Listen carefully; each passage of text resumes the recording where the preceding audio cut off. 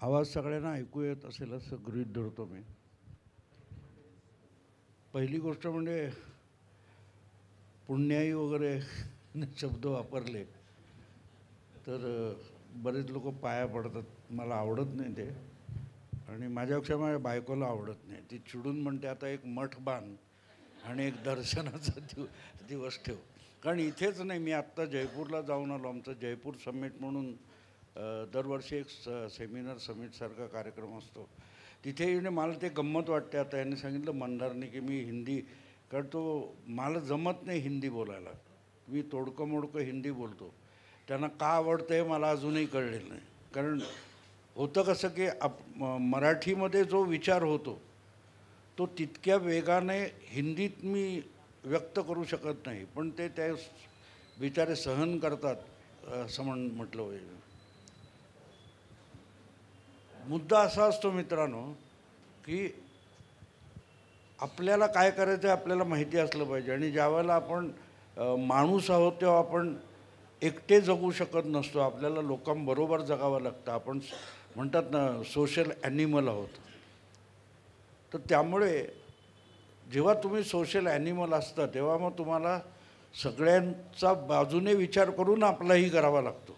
आत्ता गणपतीच्या दरम्यान एक माझं व्याख्यान सोलापूरला होतं, आणि त्यानंतर माझ्या त्या मैत्रीण झाल्या, एक माझ्याच वयोगटातल्या महिला आहेत, आणि त्याने आयुष्यातली 30 वर्ष कायद्याच्या क्षेत्रात घालवलेत.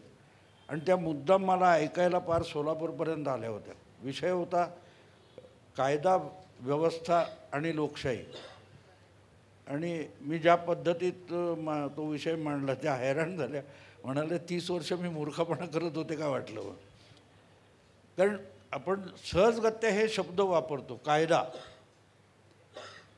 तर म्हटलं प्लेटो नावाचा ग्रीक विचारवंत म्हणतो की सभ्य समाजाला कायद्याची गरज नसते. दुसरा भाग त्याच्या वचनाचा आहे की बदमाश कायद्याला बगल मारून निघून जातात. आणि इथे लक्षात येतं की कायद्याचं राज्य ही भंपक कल्पना आहे. आणि मी जेव्हा ते वचन वाचलं, मी ते समजून घेण्याचा प्रयत्न केला, तेव्हा माझ्या लक्षात आलं की समाजामध्ये सभ्य माणसं असतील तर कायदा का नको. तर आपला दुसऱ्याला त्रास होणार नाही हे लक्षात घेऊन जेव्हा माणूस वागतो तेव्हा त्याला कानफटीत मारून सरळ करावं लागत नाही. आणि कानफटीत मारणं म्हणजे कायदा आहे. कायदा म्हणजे सक्ती, जबरदस्ती. मग ज्यातून जबरदस्ती होते त्या कायदा स्वातंत्र्य देतो म्हणजे काय. स्वातंत्र्य काढून घेतो तो कायदा असतो. आणि आपण म्हणतो बाबासाहेबांनी कायद्याने आम्हाला स्वातंत्र्य दिलेलं आहे. अजब केवढा विरोधाभास आहे बघा. आणि आपण रोज बोलतो, रोज ऐकतो. आणि याचं कारण एक असतं की आपल्याला विचार करू दिला जात नाही. मी नेहमी सांगतो की आपल्याला विचार करू दिला जात नाही, आणि आपण विचार कसा करावा हे दुसरा कोणतरी ठरवत असतो. आणि आपल्याला असं वाटतं की मी विचारपूर्वक निर्णय घेतो. तसं बिलकुल नसतं. आपण कसा विचार करावा आणि कुठच्या निर्णयाप्रत यावं हे त्यांनी ठरवलेलं असतं.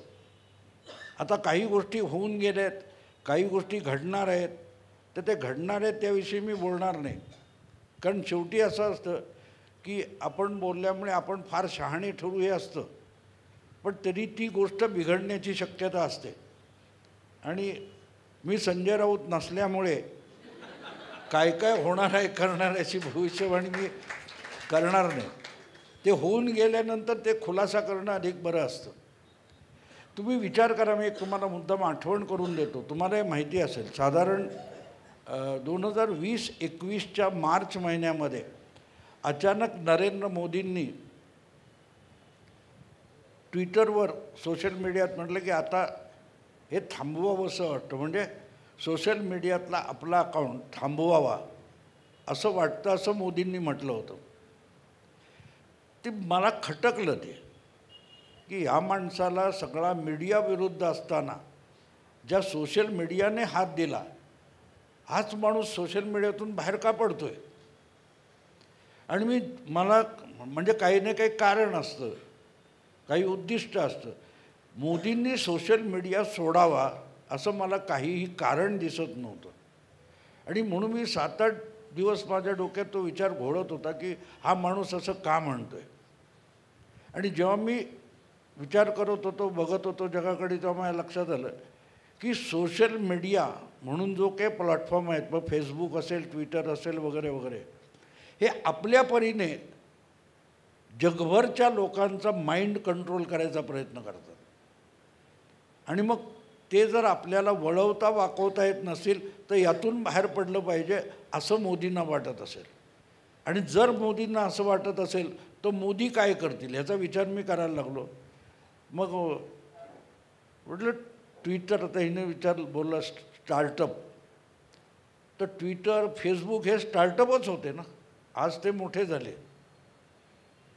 तर हे करायला किती खर्च येतो. माझा जावई, हे मुलगी, सगळे ते इंजिनियरच आहेत. मी त्यांना विचारलं, समजा ट्विटरसारखं एखादं काहीतरी करायचं आहे, फेसबुकसारखं करायचं, तर किती खर्च येईल. ते म्हणजे 5-50 कोटीमध्ये होऊ शकतं. अरे म्हटलं, अदानी अंबानीने खिसे झटकले तरी एवढे पैसे पडतील, आणि हे मोदीच्या आज्ञेत आहेत, तर हा यांना हाताशी धरून असं काय करील का, असं डोक्यात मग चक्र चालू राहतं ना. म्हटलं हे शक्य आहे, हा काहीतरी अल्टरनेटिव्ह काढेल, इंडियन अल्टरनेटिव्ह काढेल. कारण शेवटी ट्विटर, फेसबुक हे सगळे अमेरिकन कंपन्यांचे जे सोशल प्लॅटफॉर्म आहेत, हे चीनमध्ये नाही आहेत, रशियामध्ये नाही आहेत. त्यामुळे त्यांचा बल्कने जवळजवळ 60-70% क्लायंट इकडे आहे. त्याला पर्याय काढला तर त्यांचं नाक दाबलं जाईल, असं काहीतरी मोदी करतील वगैरे. पण त्यांनी तसं केलं असं बिलकुल नाही. पण हा माणूस त्या लाईनवर विचार करतो हे माझ्या डोक्यात आलं होतं. आणि आज तुम्ही परिणाम बघा, तो ट्विटर ज्याने सुरू केला नाही त्याच्या हातात आहे, त्याचं नाव इलॉन मस्क. त्याचं नाव इलॉन मस्क आहे. आणि ट्विटरने मोदींना पण कॉर्नर करायचा प्रयत्न केला होता. इलॉन मस्कला भारतामध्ये त्याची इलेक्ट्रिक कार लॉन्च करायची आहे, त्याचा वापर करून ट्विटरच्या मुसक्या आवळल्या. जो जॉर्ज सोरोस जगाची सोशल फॅब्रिक चेंज करायला बघतोय, वोकिझम असेल, लिबरलिझम असेल, इस्लामिस्ट वगैरे मिळून जे काय भारताविरुद्ध किंवा भारतासारख्या ज्या बेसिक संस्कृतीत आहेत, जे राष्ट्र आहेत, त्या राष्ट्रांचं कॅरेक्टर बदलायला जी गँग बघते, तिला धडा शिकवायला दुसरा सोरोस उभा करणं आवश्यक होतं. आणि तो आता इलॉन मस्कच्या नावाने उभा राहिलेला आहे. कुठपर्यंत आलो बघा आपण, मार्च 21 पासून. आता मी हे सगळं असं करणार असं जर सकाळी 9 वाजता पत्रकार परिषद घेऊन मोदींनी सांगितलं असतं तर शत्रू सावध झाले असते. हो, हे सगळं झालं आहे आणि मी हे केलं असं मोदी अजूनही बोललेले नाही. पण गंमत बघा, या सगळ्यामध्ये वाद होता ट्रुडोशी. पण ट्रुडो इतका एवढा आगाऊपणा कशाच्या बाळावर करतोय, त्याचा उद्धव ठाकरे कोण आहे. मग त्याच्या मुसक्या बांधल्या पाहिजेत म्हणून बायडेनला पाडला. बायडेनला पाडायसाठी मस्कला त्याच्या पाठीशी उभा केला. केवढे डॉट्स असतात बघा, आत्ता त्यांनी सांगितलं जे डॉट कनेक्टिंग. वरकरणी ट्रम्प जिंकले, बायडन हरले, म्हणजे काय ती कमला हॅरिस हरली, डेमोक्रेट असेल, हे वरकरणी हे दिसतं. पण जेव्हा बारकाईने तुम्ही बघायला जाता तेव्हा तुम्हाला दिसतं ह्यामागे काय काय प्रयत्न चालू असतात. काही फेल जातात, काही बरोबर येतात. आपण बरोबर येईल त्याचा विचार करतो, फेल गेल्याची गणना होत नसते. आणि फेल गेलेलं आपल्याला कळलं तर आपण त्याचा ब्लेम करतो फक्त, पण यशाकडे बघत नाही. मला एक प्रसंग आठवतो की तो लॉर्ड्सवर मॅच चालू होती आणि हातातून गेलेली मॅच होती. तो मोहम्मद कैफ तो त्यावेळेला असा खेळला की त्याने एक हाती सेंचुरी नुसती मारली नाही, ते मॅच फिरवली. तर तुम्हाला तो आठवत असेल, अजूनही कधी कधी दाखवतात. तो गांगुली इतका एक्साईट झाला होता, त्याने टी शर्ट काढून गरगरा फिरवला होता, त्यावरून टीका खूप झाली. त्या मोहम्मद कैफच्या घरावर कानपुरात लोकांनी मिरवणूक गेली, फुलं उधळली त्याच्या घरावर, तो तिकडे होता. पण नंतर एका मॅचमध्ये जेव्हा तोच लवकर आऊट झाला आणि ते मॅच हरली, त्याच्या घरावर लोकांनी दगड मारले होते. हे उथळ प्रतिक्रिया असतात, मग ते फुलं टाकणं असो किंवा दगड मारणं असो. पण त्यामागे त्या माणसांचा काही काही हेतू असतो. आणि म्हणून जेव्हा आपण आयुष्यामध्ये राजकारणाकडे बघतो तेव्हा राजकारणाकडे पाठ फिरवून चालत का नाही, तर तुमच्या जन्माला येण्यापासून तुमच्या मृत्यूपर्यंत प्रत्येक गोष्टीत राजकारण ढवळाढवळ करत असेल तर मग तुम्हाला मला काय त्याचं असं म्हणून चालत नाही. त्यात आपला से असणं आवश्यक आहे, आपला से असला पाहिजे. असंच बोलणार तुम्हाला, तर मला नाव आठवत नाही, पण मंडल नावाचे एक होते, दलित नेते होते स्वातंत्र्यपूर्व काळात. आणि ते म्हणाले नाही मला पाकिस्तानात राहायचं. आणि ते अर्थात पूर्व पाकिस्तानात होते. तिथे ते मंत्री झाले, पहिल्या पाकिस्तानच्या सरकारमध्ये ते मंडल मंत्रीसुद्धा झाले. पण एक वेळ अशी आली की त्या माणसाला पूर्व पाकिस्तानातून पळून भारतात यावं लागलं. कारण तुमचं राजकारण वेगळं, माझं राजकारण वेगळं, मी तुमचं हिंदुइझम मानत नाही वगैरे वगैरे करणारा. काय परिस्थिती आली बघा. जो पहिल्या पाकिस्तानी मंत्रिमंडळात होता त्यालासुद्धा जीव मुठीत धरून यावं लागलं, कारण त्याचे दूरगामी परिणामांचा विचार त्याने केलेला नव्हता. आणि म्हणून ही निवडणूक असेल, पुढची निवडणूक असेल, कॉर्पोरेशनची असेल, विधानसभा असेल, लोकसभा असेल, त्याकडे जर डोळसपणे बघितलं नाही तर मग प्रॉब्लेम होतो. आत्ता मी येताना घरी बसलो तेव्हा आम्ही बोलत होतो की हे बारकावे असतात ते आपण समजून घेतले पाहिजे. अमुक झालं लोकांना आवडलं नाही, अजितदादांना घेणं बरोबर होतं का, हे सगळं बरोबर आहे. आक्षेपार्ह किंवा चुकीच्या गोष्टी अनेक घडतात. पण करताना चंद्रापर्यंत खूप उशिरा पोचले. त्याच्या आधीची किती यानं कोसळत होती, किती अंतराळवीर अवकाशातल्या अवकाशात ॲक्सिडेंट होऊन मेलेले आहेत. आपण ते बघत नाही. नील आर्मस्ट्रॉंग पोचला तेवढं बघतो, पण कल्पना चावलाची पण मृत्यू झालेला आहे. त्यामुळे सगळं परफेक्ट नसतं. चुकतो, धडपडत उभं राहतो, उभं राहिल्यावर चालायला लागतो, चालायला लागल्यावर धावायला लागतो. त्यामुळे चूक झालं तेवढंच बोलून चालत नाही. निगेटिव्हली विचारच करू नये माणसाने. माणसाने पॉझिटिव्हली बघितलं पाहिजे. आणि म्हणून मग पॉझिटिव्हली बघताना तुम्ही माझे व्हिडिओ काढून बघा. मी गेली 10 महिने एक गोष्ट मराठा आरक्षणावर परत परत सांगतो आहे की बाबांनो, तुमचा गिरणी संप होऊ नये. आज काय झालं आहे बघा. तो सगळा लढवय्या योद्धा म्हणत होते, तो आता म्हणतो मला काहीच करायचं नाही, तुम्हाला पाडायचं त्याला पाडा, हे कर. मग तुम्ही एवढं का केलं सगळं? एवढं का केलं? ह्याचं उत्तर आहे का नाही? मला अगदी आत्ता दिल्लीत होतो आणि मला इथल्या एका पत्रकाराचा फोन आला होता. त्यांनी विचारलं की तुम्हाला काय वाटतं जरांगे पाटलांचं का होईल? म्हटलं फेब्रुवारीत कोण जरांगे पाटील मला विचारायला, आत्ता नका विचारू. भिंग घेऊन शोधायला लागेल, भिंग घेऊन शोधायला लागेल. 2011-12 सगळीकडे अण्णा हजारे होते. आज कुठे आहेत कोणाला तरी माहिती आहे? काय करतायत माहिती आहे? कारण दूरगामी विचार न करता ज्या गोष्टी केल्या जातात त्या भरकटतच जात असतात, भरकटत जात असतात. आणि आता बघा कसं की हां, मराठा आरक्षणाचा काय परिणाम होईल असा विचार करायला मीडिया आपल्याला भाग पाडतो.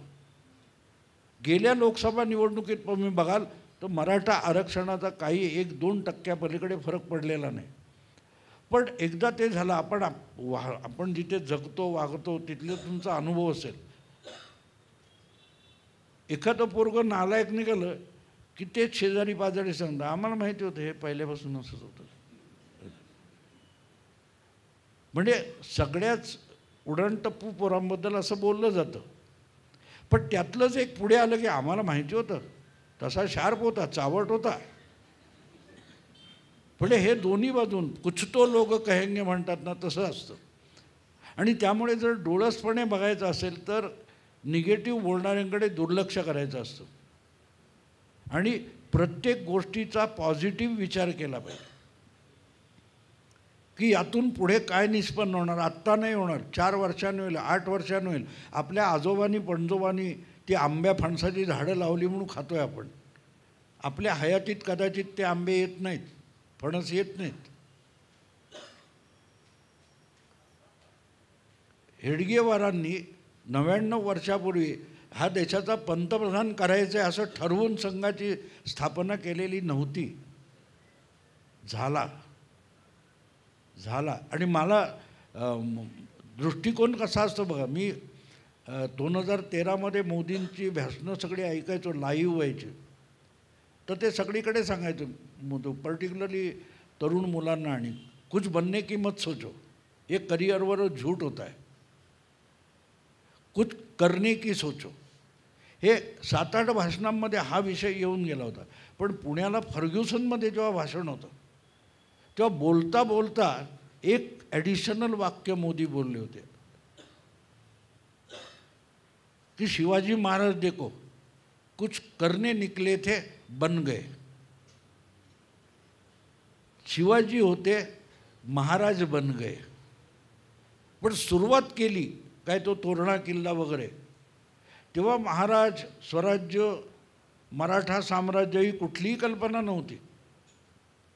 पण जे आहे हे बदललं पाहिजे असं वाटणारा एक माणूस होता आणि त्यांनी ही सगळी सुरुवात केली. ते कटक ते अटक आणि खाली पेशावरपासून तंजावरपर्यंत एक साम्राज्य उभं राहिलं की माझ्या उपासना पद्धतीनुसार मला माझ्या धर्माचं पालन करायला तुम्ही अडवणारे कोण, हा एक प्रश्न माणसाच्या डोक्यात आला आणि इतिहास घडला. तेव्हा तो माझ्या हयातीत घडेल काय याचा विचार केला नव्हता ना. पेशवाई संपेपर्यंत किती वर्ष गेली होती बघा. पण सगळा देशाचा नकाशा मराठाशाहीने बदलून टाकला. तो जर माझ्या ह्या 5 वर्षासाठी ज्या वेळेला तुमचे नगरसेवक असेल, आमदार म्हणू, खासदार म्हणून येणारे आपल्याला पुढच्या वेळेला निवडून यायचं एवढा सोपा विचार करतात, तेव्हा देशाची, राष्ट्राची आणि समाजाची उभारणी होत नाही. जेव्हा लॉंग टर्म विचार करायला लागतो. मोदी मला आवडण्याचं कारण आहे की माणूस 25-30 वर्ष पुढचा विचार करतो तर काहीतरी उभं राहील. आणि हे पण मोदींनी मला आठवतं 13मध्ये सांगितलं होतं की ज्या शेतकऱ्याला झटपट उत्पन्न पाहिजे तो गहू, तांदूळ, ज्वारी अशी लागवड करतो. पण ज्याला चांगलं उत्पन्न पाहिजे तो कॅश क्रॉपकडे वळतो, ऊस वगैरे हे करतो. पण ज्याला भवितव्य घडवायचं आहे तो फळबाग लावतो जी 40 वर्ष फळं देतच राहते. तेव्हा निवडणुकीकडे बघताना हा आजचा टप्पा आहे म्हणून नाही बघून चालणार. हे गेल्या वेळेला मोठ्या प्रमाणात संविधान वगैरे जे काय ढोंग झालं त्या ढोंगातून काही लोक विचलित झाली. त्या अजितदादांना बरोबर घ्यायची गरज होती का हे ते विचार करत आपण बसलो. कारण आपण आपलं टार्गेट विसरतो, आपण लक्ष विसरतो. तिथून विचलित झालात तुम्ही, संभ्रमित झालात की गोंधळ सुरू होतो. आणि हा गोंधळ सगळ्या तुमच्या जीवनाला व्यापणारा असतो. मला सांगा, उद्धव ठाकरे यांच्या पक्षाला मुंबईच्या 3 मतदारसंघामध्ये एक गठ्ठा मुस्लिम मतं मिळाली. हा मुस्लिम मतदार त्या मशाल निशाणीकडे वळलाच कसा? कारण त्या प्रत्येक मुसलमानाला फार बुद्धिमान नसेल पण अक्कल एक असते की आपण हिंदूंच्या विरुद्ध आहोत, हिंदू पराभूत झाला पाहिजे. तुम्हाला आठवतं आत्ता तो उत्तर प्रदेशमधून दलित नेता निवडून आले, चंद्रशेखर आझाद, रावण. तो आत्ता एका मौलानाचा व्हिडिओ मी बघितला. तुम्हाला रावण हुआ तो क्या हुआ, काफिर ही आहे ना, म्हणजे तो मुस्लिम नाही आहे. किती आयडिया क्लिअर आहे, लक्षात घ्या. तो आपल्याबरोबर येत असेल पण आपल्याला उपयोग आहे तिथपर्यंत ठेवायचा, नंतर त्यालाही संपवायचा आहे. है तो काफिर नाही याचा अर्थ कळतो तुम्हाला? किती क्लिअर आयडिया आहे. त्यामुळे प्रायोरिटी काय आहे? जिहाद काय असतो मित्रांनो? जिहाद या शब्दाची चर्चा भरपूर झाली आहे, पण तो जिहाद काय असतो, त्याच्याशी टक्कर कशी घ्यायची? तुम्हाला असं वाटतं की पोलीस कायदे सगळं बदललं, अधिक एन्काउंटर केले म्हणून जिहाद संपणार नाही. जिहाद ही कंटिन्यू प्रोसेस आहे. कारण जिहादची आयडिओलॉजी अशी आहे की मला विरोध करणाऱ्याच्या मनातली मला विरोध करण्याची, त्यासाठी लढण्याची इच्छा संपेल तेव्हा जिहाद यशस्वी होतो. त्याला लढण्याची हिंमत राहता कामा नये. त्याची ती हिंमत मारणं, माणसं मारणं, बॉम्बस्फोट करणं, जमीन बळकावणं म्हणजे जिहाद नाही आहे. म्हणजे जिहाद नाही आहे. मी सोडून वेगळा विचार असता कामा नये तेव्हा जिहाद संपतो. आणि म्हणून हे क्लिअर असलं पाहिजे की आत्ता ठीक आहे, आत्ता उद्धव ठाकरे पण चालेल का? आपल्याला हिंदूंचा पराभव करायचा आहे. हिंदूंचा म्हणजे हिंदुत्व विचाराचा पराभव करायचा, आणि हिंदुत्वाचा विचार असलेला जो भाजपचा एकमेव पक्ष असेल त्याला हरवायचं आहे. आणि त्यासाठी मग कोणालाही मत, मग ते उद्धव ठाकरेंना असो, शरद पवारांना असो. मला सांगा, मुस्लिम नेते तक्रार करत होते की महाराष्ट्रात 48 जागी महाविकास आघाडीने एकही मुस्लिम उमेदवार दिला नाही. आमची मतं पाहिजेत आणि उमेदवार नको, मुस्लिम उमेदवार नको. तो नसीम खान बोलला होता. तर ही मतं कोणाला मिळाली बघा, का मिळाली बघा? कारण त्यांच्या डोक्यात आयडिया क्लिअर होती आणि आम्ही अजितदादाला घ्यायला नको होता. कळलं? या एका गोष्टीमुळे 10 मिनिटाच्या फरकाने आपण पानिपतवर हरलो. कोणीतरी एका ड्युट्याने त्या सदाशिव भाऊला सांगितलं की खाली उतरून, घोड्यावरून खाली उतरून लढ, आणि सेनापती दिसत नाही म्हणजे सेनापती मारला गेला, म्हणून आपण पळत सुटलो आणि जिंकत आलेलं युद्ध गमावलं. कारण संभ्रमित झालो. संभ्रमित होऊ नका. मला एक, आणि मी हे मला कोणी कुठे शिकवलेलं नाही, मी कोणाकडे गेलेलं नाही, मी विचार करत होतो. 6 वर्षापूर्वी आम्ही मुंबईला त्या नेव्ही नगरमध्ये राहत होतो. माझी मुलगी डिफेन्स डिपार्टमेंटला होती. तर त्या नेव्ही नगरमध्ये मला गंमत वाटली. मी मुंबईत आहे का बाहेर असं, इतकं ते टापटीप तो रस्ता स्वच्छ, एवढी झाडं आहेत, पण दिवसातून 2दा पाला-पाचोळा साफ होत होता. मला ती गंमत वाटली, एवढं कसं काय होऊ शकतं? जर तिथे त्यांची कंपाऊंड संपलं की जर बिघडलेलं आहे तर इकडे का होतं? शेवटी माझा श्री खाजगीवाले म्हणून ब्रिगेडियर मित्र आहे नाशिकचा, त्याला मी विचारलं हे होतं कसं तुमच्याकडे? म्हणजे तुम्ही बाहेरचेच मजूर आणून करून घेता, मग ते करतात, मग महापालिकेला का नाही जमत? एक साधा चाइल्ड लाईक प्रश्न आहे. पण मी त्याला विचारला. तो म्हणाला, भाऊ आमच्याकडे एक शिस्त असते की त्या एक जो कोणी असेल तिथे लेफ्टनंट किंवा जो कोण, त्याला जर काम दिलं असलं की हे 1.5 किलोमीटर 2 किलोमीटर तुझे आहेत, हे साफ झाले पाहिजेत, तेवढं साफ करणं एवढीच त्याची जबाबदारी आहे.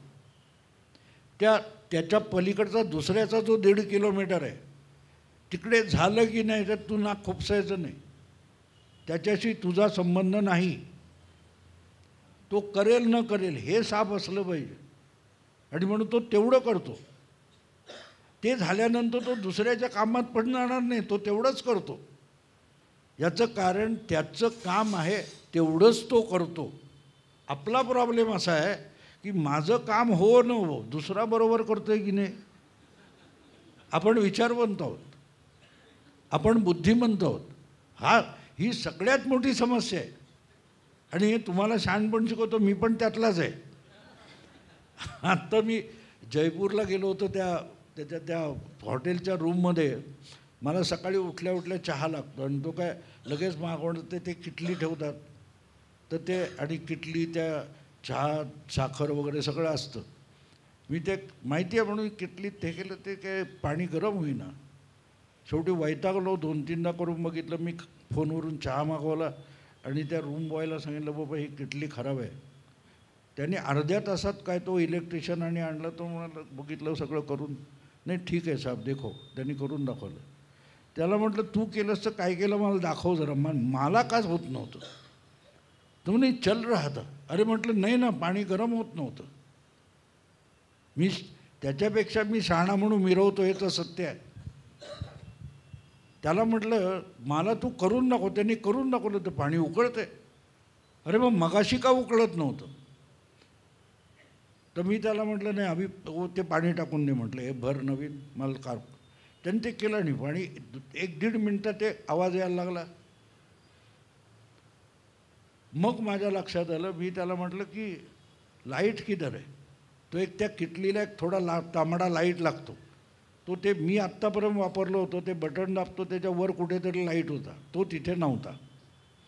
तो लाल लाईट लागत नाही म्हणून मी पाणी उकळतं का तपासलंच नाही. लाईट लागत नाही ह्याचा अर्थच उकळत नाही. विचारवंत आहे मी. विचारवंत हा कसा बेअक्कल असतो हा माझाच नमुना मी तुम्हाला सांगतो. आणि आता गंमत बघा की याविषयी सुद्धा मी बोललेलो, पण मी पण मूर्खपणा केला. एक जाहिरात तुम्हाला आठवेल टी व्हीवरची. एक गृहिणी असते आणि ती गृहिणी फ्रीज बरोबर चालत नाही म्हणून कंपनीला फोन करते आणि अमिताभ बच्चन तो मेकॅनिक म्हणून येतो. मग तो हे बघतो ते बघतो सगळं बघतो, ये ठीक आहे वो ठीक आहे वो ठीक आहे. शेवटी म्हणतो आपने बुलाया क्यों? म्हणून तो सही चल रहा है. नहीं आवाज ही नहीं करता. आलं लक्षात? इथे गोष्ट लक्षात घ्यायला लागती आपल्याला. आपला हेतू काय आहे, आपल्याला साध्य काय करायचं, ही जर आयडिया तुमच्या डोक्यात क्लिअर असेल तर मग तुम्ही योग्य दिशेने जाता. आणि म्हणून मी तुम्हाला इलन मस्क, मोदी, ट्रम्प ही सगळी उदाहरणं दिली. ते लोकांना सांगत नाहीत. अनेकदा एक साधी गोष्ट, आत्ता मी मुंदाराणी घरी आले होते, बोलता बोलता विसरलो. कसं असतं की आपण आपल्या संपादकावर विश्वास ठेवला पाहिजे. तो सिनेमात असेल तर त्या ॲक्टरने, त्या कॅमेरामनने डायरेक्टरवर विश्वास ठेवला पाहिजे.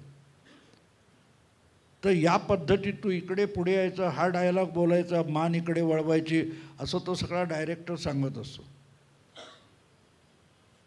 तर त्यावेळेला तो त्याच्या अंगावर जो प्रकाश झोत सोडला जात असतो तो कुठच्या अँगलने कसा आला पाहिजे हे त्या ॲक्टरने नाही ठरवायचं, तो डायरेक्टर ठरवतो. याचं कारण त्या डायरेक्टरला सिनेमा जो होणार आहे त्यातलं चित्र तो बघत असतो, जे आपल्याला माहीत नसतं, त्या ॲक्टरला माहीत नसतं.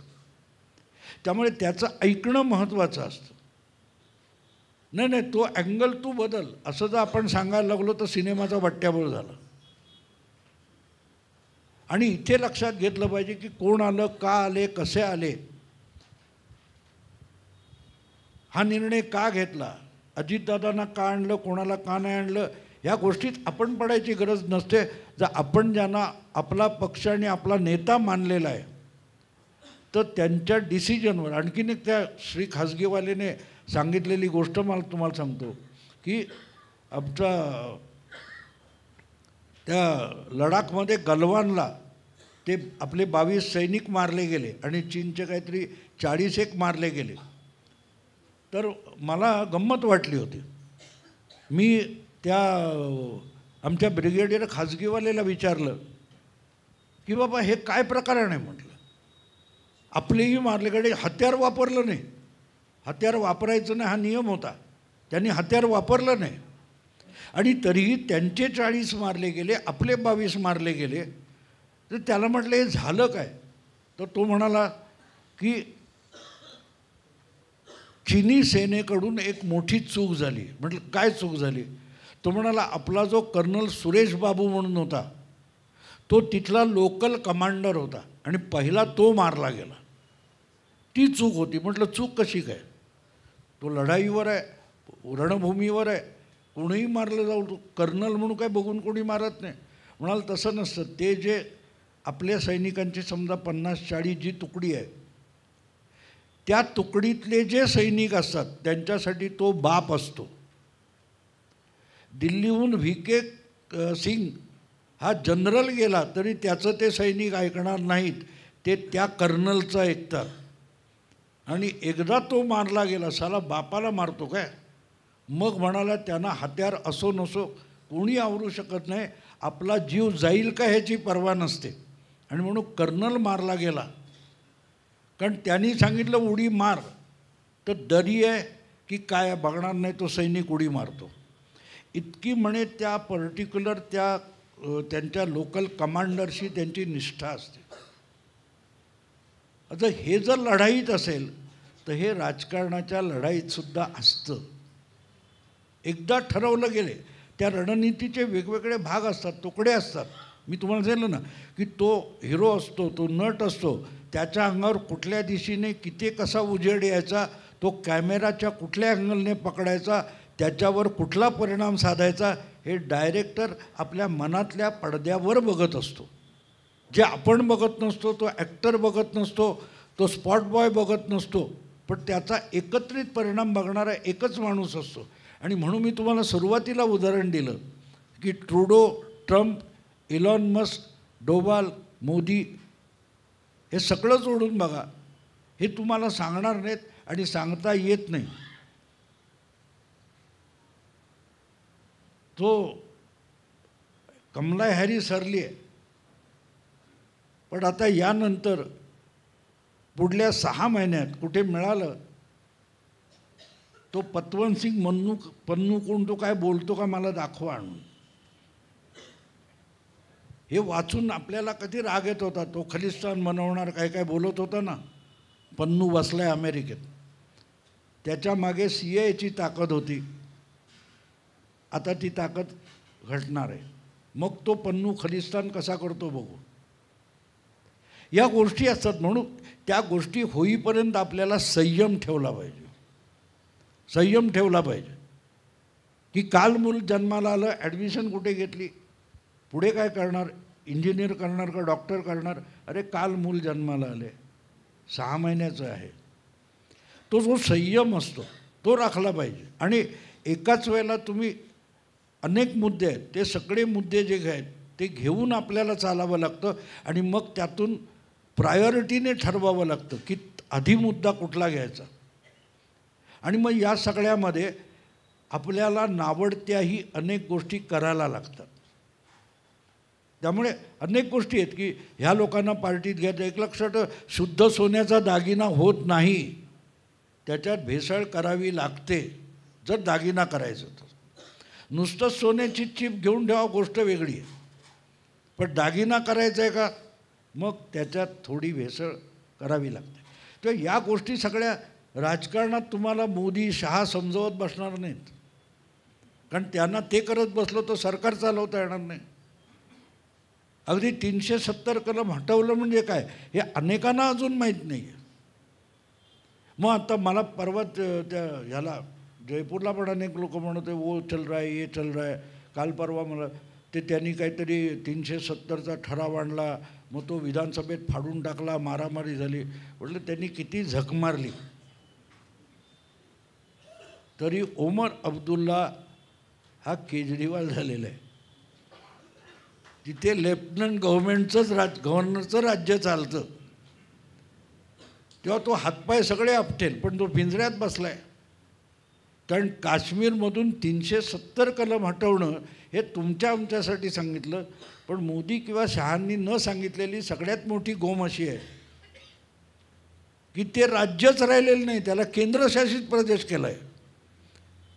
तिथे पोलीससुद्धा केंद्र सरकारच्या अमित शहाच्या ताब्यात आहेत. त्यांना कुठलाही आदेश ओमर अब्दुल्ला देऊ शकत नाही. गोची कुठे केली आहे बघा ना. आत्तापर्यंत श्रीनगरच्या सचिवालयातल्या फायलीसुद्धा केंद्र सरकार मागवू शकत नव्हतं. हा त्यांना दिलेला घटनेचा जो अधिकार होता तो काढून घेतला गेलेला आहे. 370 हटवण्यात ते आहे. तसं बघायला गेलात तर 370 कलम आजसुद्धा आपल्या घटनेत आहे, पण त्याच्याखाली एक लाईन लिहिले, हे वापरायचं नाही. काम संपलं. आपल्या घरात खेळणी आणतो ना आपण, महागडी मुलांना, आणि कपाटात ठेवतो, हे तुझं आहे, हात नाही लावायचं. आता हे उलगडून सांगितलं तर ते मूल म्हणेल ज्या आईबाप माझ्या विरुद्ध आहे, त्या मुलाला ते सांगायचं ना, आहे तुझं, हात नाही लावायचा, मोडशील तू. हा जो भाग. आता हे राजकारण असतं. आणि हे खुलेआम उलगडून सांगत नसतात जे राजकारण खेळत असतात. कधी तुम्ही ऐकले की दाऊदने कोणाला तरी सांगितलं तुला उडवणार? नाही ना, उडवल्यावर आपल्याला कळतो, ते सुद्धा इन्व्हेस्टिगेशन झाल्यावर कळतं. अन्यथा कोण तो बिश्नोई आहे, तो गेली 6 वर्ष झाली त्या सलमान खानला धमक्या देतोय, तो अजून जिवंत आहे आणि त्याच्या धमक्या चालूच आहे. झालं काय? तेव्हा ओमर अब्दुल्ला जे बोलतोय, फारुख अब्दुल्ला बोलतोय, त्यामुळे तुमचा त्या किटलीतल्यासारखं उकळायची गरज नाही आहे. त्यांना बोंबलू दे, ते बोंबलत बसणार आहेत. पण या गोष्टी तुमचे नेते उलगडून सांगत नाहीत आणि तेच तर राजकारण असतं. काही गोष्टी बोलायच्या नसतात, करायच्या असतात. आणि मग ते जेव्हा करत असतात तेव्हा हे का करायचं हा प्रश्न आपण उलटा विचारला तर आपण सैनिक म्हणून नालायक असतो. त्या निवडणुकीत मी आत्ता जुलै महिन्यातली गोष्ट आहे, मी दिल्लीत होतो आणि संघाच्या एका कार्यक्रमासाठी त्यांनी मला बोलवलं होतं. देशभरचे असे 101 कॉलमिस्ट बोलवले होते आणि बुवा तुम्ही आम्हाला काय काय सांगायचं सांगा, काय करता येईल वगैरे. तर मी ऐकत होतो. मी संपूर्ण पहिला दिवस मी ऐकत होतो. दुसऱ्या दिवशी पहिलं सेशन मी ऐकत होतो. नंतर ते अरुण कुमार म्हणून त्यांचे सहकारी आहेत, ते मला म्हणाले आप कुछ बोलते नाही. म्हटलं मी ऐकायला आलो आहे. तर त्यांनी मला त्या दुसऱ्या सेशनमध्ये बाजूला बसवलं आणि आग्रह धरला, नाही आप कुछ तो बोलो, क्या करना चाहिए क्या नहीं करना चाहिए. तर तिथे आलेले सगळे देशभरचे आमच्यासारखे विद्वान कॉलमिस्ट होते. ते संघाने काय करावं हे सांगत होते. मी संघासाठी काय करीन हे सांगतच नव्हते. म्हटलं ह्या सेशनचा हेतू मुळात तुम्ही या सगळ्या कामामध्ये काय योगदान देणार यासाठी आहे. तर तुम्ही काय करणार हे सांगतच नाही, संघाने काय करावं हे सांगतायत. ही मजेशीर गोष्ट आहे. आणि म्हणून मग मी एक छोटी गमतीशीर गोष्ट सांगितली. म्हटलं आत्ता त्या राम जन्मभूमी अयोध्येमध्ये मंदिर उभं राहिलं, प्राणप्रतिष्ठा झाली. तर म्हटलं रामाचं केवढं कौतुक आहे आपल्याला, रामायणाचं कौतुक आहे. आणि मग त्या रामायणात एक गोष्ट आहे म्हटलं की तो जो लंकेला जाण्याचा सेतू बांधला जात होता, ते मोठमोठे दगड कसे पाण्यावर तरंगत होते, वानर सेना ते दगड आणवते, सगळं आपण ऐकलं. म्हटलं त्याच्यात एक छोटं उपकथानक आहे. एक खार होती, तिला वाटलं याच्यात आपलं योगदान पाहिजे म्हणून ती शेपटी वाळूत ढवळायची आणि 4-4 कण नेऊन त्याच्यात टाकत होती. त्याचा पुलाला किती उपयोग झाला असेल, पण ती पण योगदान करत होती. आता म्हटलं थोडा कथा सोडा आणि विचार करा की ती जी खार आहे वो जो गिलहरी थी वो अगर इंटेलेक्चुअल होती, ती जर विचारवंत असती तर काय झालं असतं. तिने पहिलं काम केलं असतं, त्या वाळूचे 4 कण टाकले नसते आणि सेतू कसा बनवावा त्याचं फिजिक्स काय आहे हे रामाला, हनुमानाला, सुग्रीवाला समजावत बसली असती तर सेतू झाला नसता, पुढचं रामायण झालं नसतं, म्हणून आपल्याला रामाचं मंदिर उभारावं लागलं नसतं. तेव्हा पहिली गोष्ट लक्षात ठेवा, इथे जमलेले जो आपण लोक आहोत ना, आपण संघ जे काम करतोय त्याच्यात आपल्याला काय योगदान आहे, आपले 4 कण काय असेल तेवढं सांगा. म्हटलं मला एवढंच बोलायचं होतं आणि मी माझ्या परीने जे काय करत असतो ते त्या कॉजला मदत कसं होईल म्हणून करत असतो. कृपया तेवढा विचार करा. ते अरुण कुमार नंतर म्हणाले आपने तो मेरे लिए हायवे खोल दिया. कारण 1.5 दिवस ते मोहन भागवत असतील ते सगळे ऐकायत काय, तर यांनी काय करायचं. अरे 99 वर्ष संस्था संघटना चालवतात, ती काय खेळ आहे का? खेळ आहे का मला सांगा ना. देशाच्या आणि जगात वेगवेगळ्या देशात आज संघाच्या शाखा पसरलेल्या आहेत, तेव्हा त्यामागे काही प्रयास आहेत, त्यामागे काही दृष्टिकोन आहे. त्यांना आम्ही काल जन्माला आलेले शहाणपण शिकवणार. पण प्रॉब्लेम तो असतो, मी नेहमी म्हणतो की माणसांनी चुकायला सुरुवात करावी. माणसांनी चुकायला सुरुवात करावी. कारण तो जेव्हा चुकतो आणि ते स्वीकारतो तेव्हा ते दुरुस्त करायला सुरुवात होते. एकदा माझ्या एका टीव्हीच्या कार्यक्रमामध्ये माझ्याबरोबर मुंबई विद्यापीठाचे कुलगुरू भालचंद्र मुणगेकर बसले होते आणि बोलता बोलता मी त्या लाईव्ह याच्यात बोलून गेलो. म्हटलं ह्यांनी आयुष्यात एकच चूक केलेली आहे, बुद्धिमंत आहेत म्हटलं, कुलगुरू आहेत, यांनी आयुष्यात एक चूक केलेली आहे. त्यांनी ठरवलं की आपण चुकायचं नाही, आणि त्यामुळे ते चुकतच नाहीत, आणि चुकत नसल्यामुळे चूक झाली तरी दुरुस्त करत नाहीत, त्या चुकीवर पांघरूण घालत बसतात. आणि म्हणून त्यांनी केलेली वक्तव्य आजपर्यंत चुकत आली, पण ती सुधाराविषयी त्यांना वाटत नाही.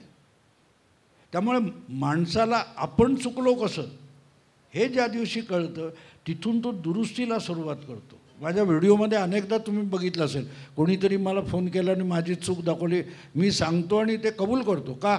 मला अनेक जण म्हणतात अहो सांगायची गरज नव्हती. म्हटलं नाही, ते जोपर्यंत मी कबूल करत नाही तोपर्यंत दुरुस्तीची प्रक्रिया सुरू होत नाही, आणि तिथे गल्लत होते, गल्लत तिथे होते. आणि म्हणून सगळीकडून बघाल तर आपली एक प्रवृत्ती असते, म्हणजे लोकशाहीला आपण नालायक कसे असतो माहिती आहे का तुम्हाला, की दुसऱ्याने काहीतरी केलं पाहिजे याकडे आपलं इतकं लक्ष असतं. अलेक्झांडर फ्रेझर टायटलर, तुम्ही कधी तुम्हाला गुगलवर हे करता आलं बघा, हे नाव टाईप करा. त्यांनी एक फार सुंदर 190 वर्षापूर्वी व्याख्या केलेली आहे लोकशाहीची, की लोकशाहीची वाटचाल गुलामीकडून गुलामीकडे होते. म्हणजे माणसं गुलाम असतात, पर काय ते पारतंत्र्यात असतात, आणि लढायलाही हातबल असतात. सामर्थ्यशाली सत्तेसमोर ते टक्कर घेऊ शकत नाहीत. आणि अशा वेळेला त्यांना आधार कुठचा मिळतो, तर ते स्पिरिच्युअलिटी काय अध्यात्माकडे वळतात. मला वाटतं हे वारकरी आहेत, बरोबर आहे ना. तर वारकरी ही सुद्धा एक राजकीय चळवळ होती असं मी मानतो, की ज्या वेळेला परकीय आक्रमणाच्या तलवारीसमोर आपली देवळं आपल्याला वाचवता येणं शक्य नाही, तेव्हा वारकरी संप्रदायाने काय पर्याय काढला बघा. देवळात देव नसतो, देव आत असतो, तो जपा. ही राजकीय चळवळ होती. चक्रधर स्वामींपासून सुरू झालेली वारकरी संप्रदाय हा रामदास स्वामीपर्यंत येतो, जो देवळं बांधत फिरला. कारण महाराज तलवार घेऊन बाहेर आले होते. आता देवळं वाचवणारी तलवार आणि मनगट आहे. त्या मधल्या काळामध्ये हिंदू आणि मराठी समाजाचं मनोधैर्य जपण्यासाठी वारकरी संप्रदायाचा उदय झाला.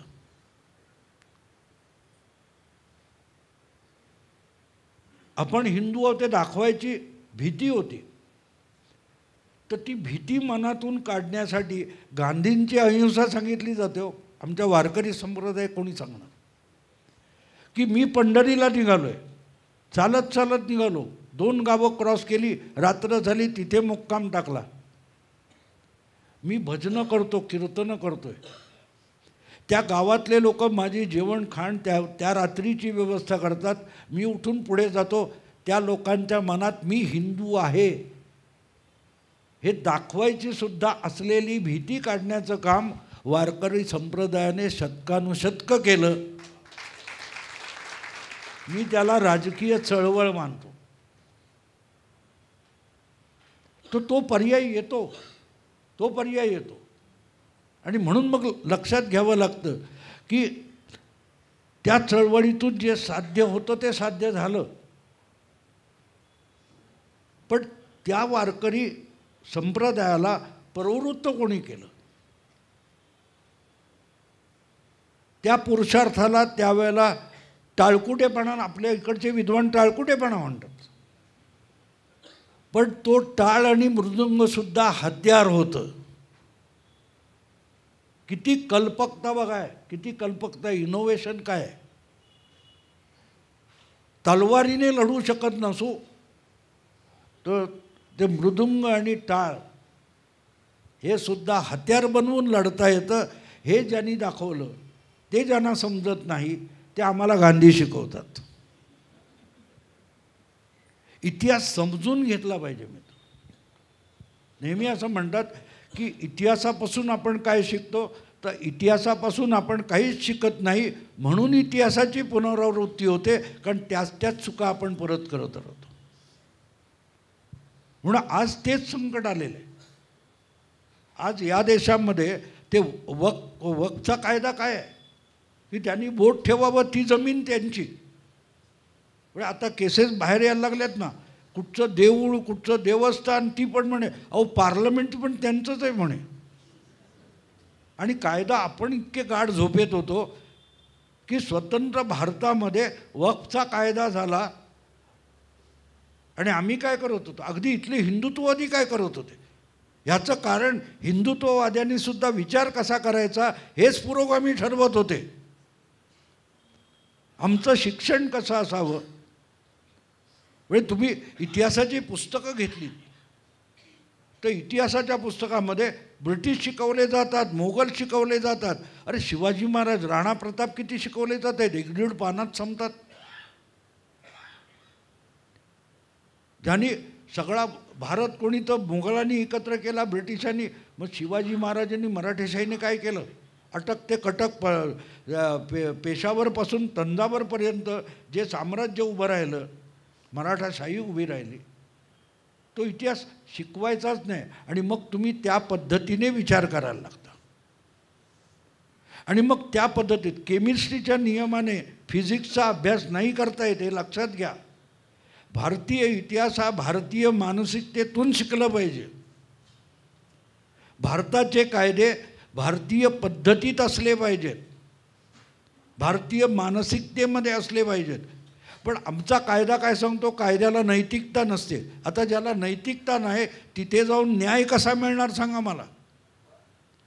किती विरोधाभास आहे बघा. निर्भयाला न्याय मिळाला, अरे ती मरून गेली. तुमचा दिलेला न्याय हातात घ्यायला ती जिवंतसुद्धा नाही, हा कसला न्याय.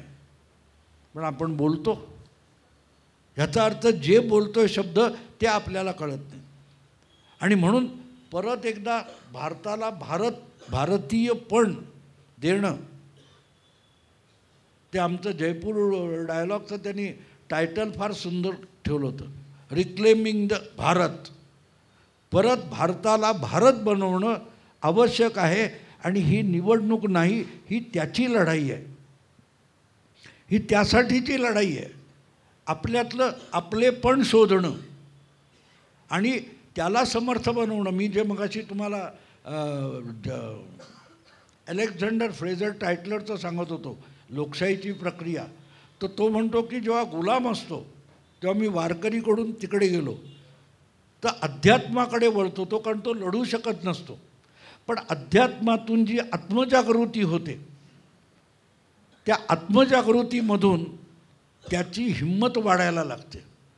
आणि ती हिंमत वाढते, त्याच्यातून तो धैर्यवान होतो. आणि धैर्यवानातून तो पुरुषार्थाकडे जातो. आणि पुरुषार्थातून जे सामर्थ्य निर्माण होतं त्यातून तो संपन्नतेकडे जातो. आणि संपन्नतेतून जी मस्ती येते, त्या मस्तीतून तो निष्क्रियता आणि आळशी आणि उदासीनतेकडे वळतो. आणि उदासीनतेतून तो हळूहळू निकामी होत जातो, निकम्मा होत जातो आणि गुलाम होतो. आणि तो स्वतःला गुलाम करून घेतो. कारण तो म्हणतो की बाबा रे, कोणीतरी पुढे या, हातात चाबूक घ्या, आम्हाला चाबकाचे फटके द्या, कामाला लावा, आमच्याकडून काम करून घ्या, आम्हाला गुलाम करा. तेव्हा तो म्हणतो लोकशाहीची वाटचाल ही गुलामीकडून गुलामीकडे होते. आणि कुठलंही राष्ट्र, कुठलाही समाज हा नेहमी स्वाभिमानावर उभा राहतो. मी काहीतरी निर्माण करीन, इथून तो समाज उभा राहतो आणि तो सामर्थ्यशाली होतो. पण आज बघा, मी जेव्हा हे बोललो तेव्हा तुम्हाला लक्षात येईल की त्या सामर्थ्यशाली परिस्थितीतून सगळा युरोप आज डबघाईला जातोय, डबघाईला जातोय, दिवाळखोरीत गेलेत युरोपियन देशात. दुसऱ्या महायुद्धापासून साधारणतः आता 50-60 वर्ष, 70 वर्ष झालीत. आणि अवस्था काय बघा, व्हिटो पॉवर आहे, पण ब्रिटन किंवा फ्रान्स या महासत्ता राहिलेल्या नाहीत, नाही राहिलेल्या. कारण तो लोकशाहीचा अतिरेक झाला. आणि तो अलेक्झांडरचं एक फार सुंदर काय म्हणतात ते वाक्य आहे त्याच्यामध्ये त्या डेमोक्रेसीवर. तो म्हणतो, ज्या वेळेला लोकशाहीतल्या मतदाराला कळतं की आपल्या मताचं हत्यार करून आपण सरकारी तिजोरी लुटू शकतो, तेव्हा अशा डाकूला ते मतदान करायला लागतात. केजरीवाल 2दा जिंकला. कळतोय लोकशाहीचा फॉल्ट तुम्हाला? तो काय करतोय? सरकारी तिजोरी लुटून टाकतोय. मी फुकट देतो. अरे तू कुठून देणार? देणारा पण पाहिजे ना, देण्यासाठी आलं पण पाहिजे ना. पण ज्यावेळेला माणसं सोपा विचार करायला लागतात तेव्हा ही प्रक्रिया सुरू होते. आणि म्हणून जागरूकतेने, म्हणजे मला काल परवा काही लोकांचं असं बोलताना प्रश्न विचारला गेला होता की मग टॅक्सपेअरने काय करायचं? मग टॅक्सपेअर ॲक्टिव्ह झाला पाहिजे. तुम्ही जर मतदानाला, तुम्ही आमच्या मुंबईमध्ये त्या कुलाबा मतदारसंघामध्ये 30-32% पलीकडे मतदान होत नाही. सगळा सुखवस्तू समाज राहतो. मग मतदान कुठे होतं? अधिकाधिक झोपडपट्टीत होतं. त्यांना पाहिजे तसं सरकार येणार. तुम्हाला पाहिजे तसं सरकार येण्यासाठी तुम्ही योगदान केलं पाहिजे.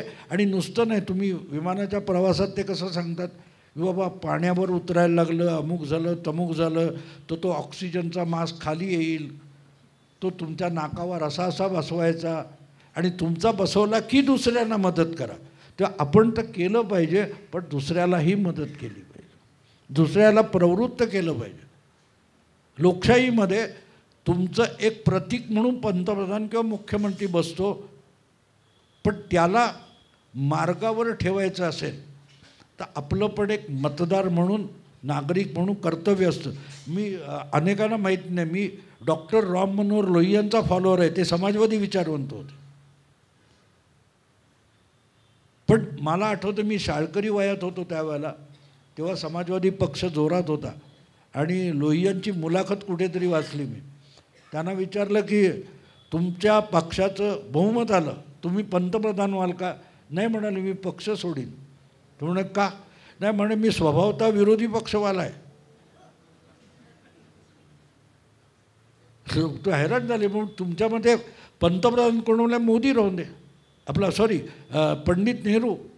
तो म्हणाल तुम्ही तर त्यांच्या विरोधात आहे. हो म्हणे, गाडीवान हा बैलाच्या विरोधात कधीही नसतो म्हणे. विरोधी पक्ष हा सरकार चालवू शकला पाहिजे. सत्तेत बसलेले असतात ते बैल असतात म्हणा. किती सुंदर कल्पना आहे बघा लोकशाहीची. ज्या वेळेला विरोधी पक्ष जबाबदार असतो आणि गाडीवान असतो, त्यावेळेला लोकशाही यशस्वी होते. आज दुर्दैव असतं. राज ठाकरेंनी 2 वर्षापूर्वी कधीतरी मांडलेली कल्पना मला फार आवडली होती. तो म्हणाला, मला चांगला विरोधी पक्ष म्हणून निवडून द्या. जोपर्यंत खमका विरोधी पक्ष नसेल तोपर्यंत सरकार मनमानी करणारच कुठलंही असो. आणि ते बरोबर आहे. आज यांना पण सत्तेत बसायचं, त्यांना पण सत्तेत बसायचं, पण सत्ता व्यवस्थित चालवेल की नाही हे बघणारा गाडीवानच नाही. गाडी उधळलेली आहे, गाडी उधळलेली आहे. आणि म्हणून लक्षात घ्या की मतदार म्हणून आपली जबाबदारी काय, तर आपल्या मतदारसंघातला जो प्रतिनिधी आपण निवडतो तो सुद्धा बैल आहे समजायचं आणि हातात चाबूक घेऊन उभं राहायचं. त्यामुळे आपला प्रतिनिधी, मग तो नगरसेवक असेल कोण, त्याला जाब विचारला जातो, नाही तर बदलू हा धाक असतो. त्यावेळेला ती लोकशाही यशस्वी होते. नाहीतर मग सोपं आहे ना की हा काय देतो तो काय देतो त्याप्रमाणे होणार. आणि तोही काही देत नसतो. माझ्या एक लहानपणी गमतीशीर गोष्ट मी ऐकली होती की शोषण कसं होतं. म्हणजे GL रेड्डी म्हणून कॉम्रेड होते, त्यांनी सांगितलेली फार सुंदर गोष्ट होती की तुला गाय दिली आहे, तू गाय म्हैस काय ती पाळायची, चरवायची, दूध आणून मला घालायचं, ताक तुला फुकट देणार. कळला केजरीवाल? कळला केजरीवाल तुम्हाला? अरे तू ताक फुकट देतोयस, त्याच्यात लोक खुश आहेत, पण ते ताक देण्यासाठी दूध मी तुला घातलं, म्हैस चरवली भरवली काय असेल ते. तर या गोष्टीचा मोह असतो लोकांना, थोड्या थोड्या गोष्टीचा मोह असतो. एक हे जे बँकेचे फ्रॉड होतात तेव्हा मला नाव आठवत नाही, पण दिल्लीचा एक जॉईंट कमिशनर होता आणि फार टी व्हीच्या चॅनेलवर सांगितलं होतं. तो म्हणाला हे सगळे फ्रॉड झाले आहेत, अमुक तमुक, मान्य आहे मला म्हणाला, पण लाईफ टाईम कष्टाची हार्ड अर्न मनी असतो, तो कुठेतरी जास्त व्याज मिळतं म्हणून जे घालतात ते जुगार खेळतात, ते इन्व्हेस्टमेंट नाही करत. म्हणजे तुम्हाला 3 वर्षात 5 वर्षात पैसे दुप्पट होतात म्हणून तुम्ही हार्ड अनमनी घालता. अरे भाजीला 2 आणे जास्त 50 पैसे जास्त असले तर हुज्जत करणारे 50 लाख रुपये फटाफट घालून टाकतात, का नाही विचार करत. तेव्हा तो जुगार होतो, जुगार होतो. अरे साधा त्यांनी सांगितलं, साधा विचार करा की असे पैसे दुप्पट होत असते तर अंबानीने झकमारी कशाला केली असती, त्याने उचलले असे सगळे टाकले असे 5 वर्षांनी दुप्पट. तर ज्या वेळेला तुम्ही दुकानात गेलात की कसा तो सेल्समन बोलतो, तुम्हाला असं वाटतं की साले आपण पैसे उधळायला आलो आणि आपले पैसे ह्याला वाचवायचे, असं वाटतं, असं बोलतो तो सेल्समन. तो डेंजरस असतो, तो डेंजरस असतो. आणि म्हणून लोकशाहीकडे बघताना तुम्ही तसं बघितलं पाहिजे की तुम्हाला सगळं द्यायला निघालं आहे, त्याला पहिलं विचारा तू आणणार कुठून बाबा, आणणार कुठून.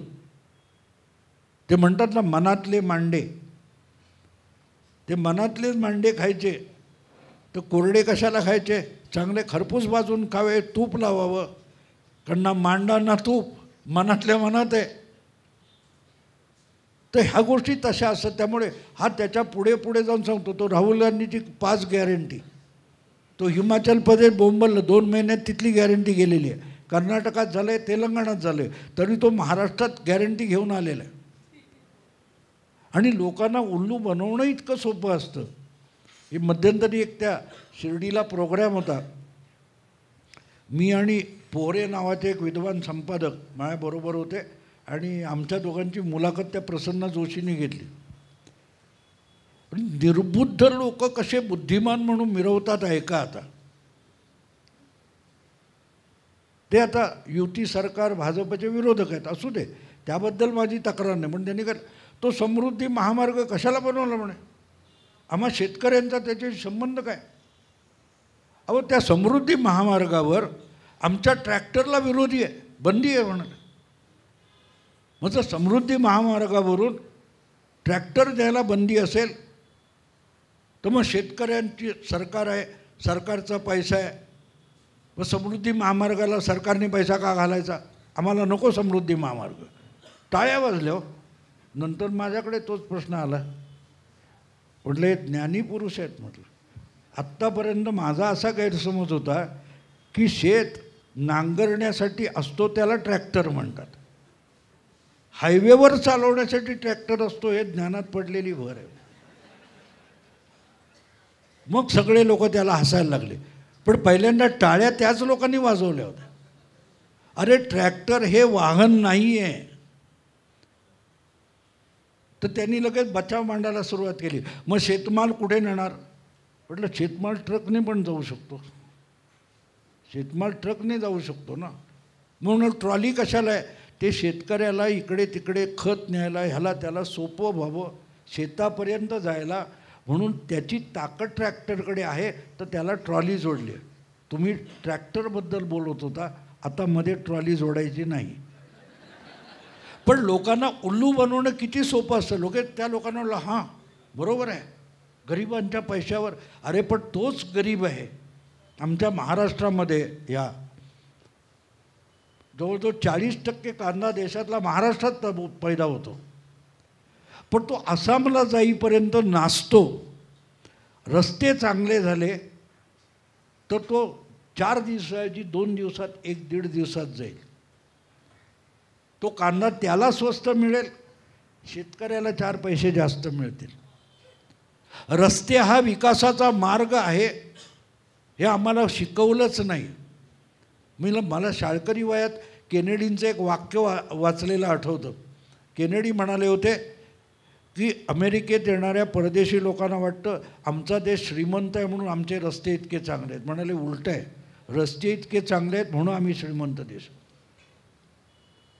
2007 मी इथे साताऱ्याला एक महिमानगड म्हणून गाव आहे माण तालुक्यात, तिथे माझ्या मित्राचं गाव आहे, ये जा करायचो. बटाटा मटार तुमचा कांदा पिकतो, तो फार फार तर साताऱ्याची बाजारपेठ कुठे नाही.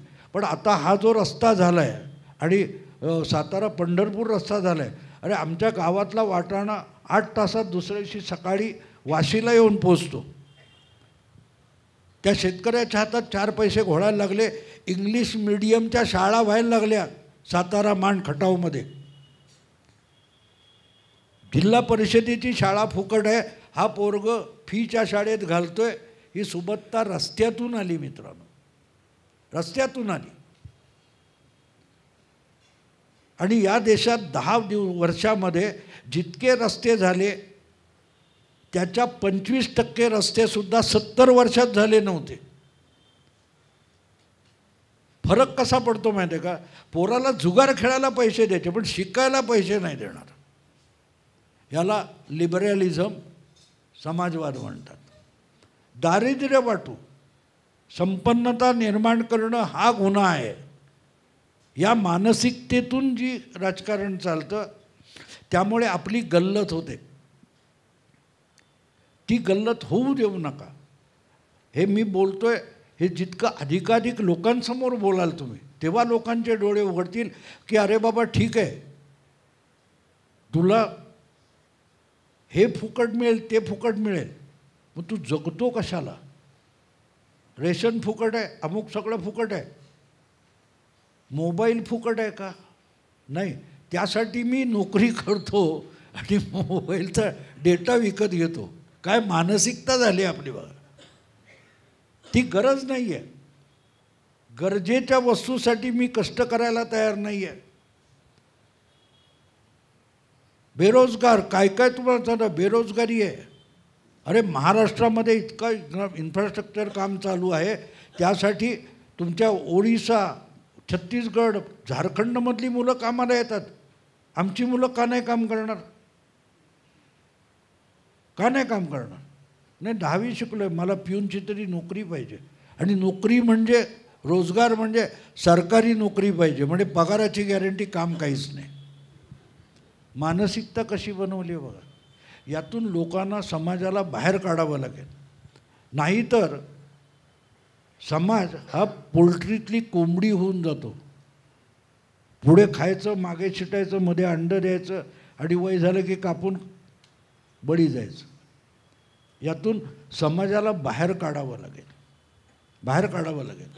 आणि जोपर्यंत लक्षात ठेवा, मला मध्यंतरी संभाजीराजेंचा एक वर्षभरापूर्वी फोन आला होता. ते स्वराज्य पक्षाची हे करत होते. तेव्हा मी त्यांना एक म्हटलं, एक गोष्ट करा, तुम्ही मराठ्यांचं संघटन करणार असाल तर शिवाजी महाराजांचा अजेंडा घ्या. त्यांनी प्रस्थापित मराठ्यांच्या विरुद्ध विस्थापित मराठ्यांचं संघटन उभं केलं. कारण त्यावेळेचे प्रस्थापित मराठे हे कुठच्या तरी बादशाह सुलतानाकडे नोकरी चाकरी करत होते. महाराजांनी अक्षरशः लंगोटी लेसलेल्या पोरांना योद्धा बनवलं. म्हटलं ती मराठा चळवळ असू शकते. त्यांना ती आयडिया आवडली. आमची परत भेट होणार आहे. सांगायचा मुद्दा असा की जेव्हा समाजाचा पुरुषार्थ उभा होतो तेव्हा तो पुरुषार्थ स्वाभिमान जगवायला जातो, स्वाभिमानासाठी लढायला उभा राहतो. आणि स्वाभिमानासाठी लढायला उभा राहिला तर मग राष्ट्र उभं राहतं. आणि जेव्हा राष्ट्र उभं राहतं तेव्हा ते आपोआप संपन्न होतं. त्याला संपन्न होण्यासाठी फार मोठ्या योजना, कारण लगेच तुमच्यातल्या कल्पकता बाहेर यायला लागतात. प्रत्येक माणसाला 25-30 हजार वर्ष विकसित झालेला मेंदू जन्मतः मिळतो. ह्यापेक्षा मोठं भांडवल नाही आहे. ते प्रत्येकाला वापरता आलं तर आपण कुठे जाऊ याचा विचार करा. आणि म्हणून याची सुरुवात तिथून होत असते, माझ्यापासून होत असते. मी काय करू शकतो? मी एवढंच ते मी सांगितलं ना खारीचं उदाहरण, ती खार जी आहे ती खार आपल्याला जेवढं शक्य आहे तेवढं करते, इतरांना ज्ञान देत नाही. त्यामुळे आपण या सगळ्या प्रयोगामध्ये आपण आपल्या आपल्या जागचे योद्धे असतो आणि ते विसरलं आणि कुठच्या तरी भरकटतो कसा माणूस. मी मध्यंतरी एक गावस्करचा हे बघितला व्हिडिओ, फार सुंदर. गावस्कर हा क्रिकेटचा असा विचारवंत आहे तो. एक त्याने प्रसंग सांगितला.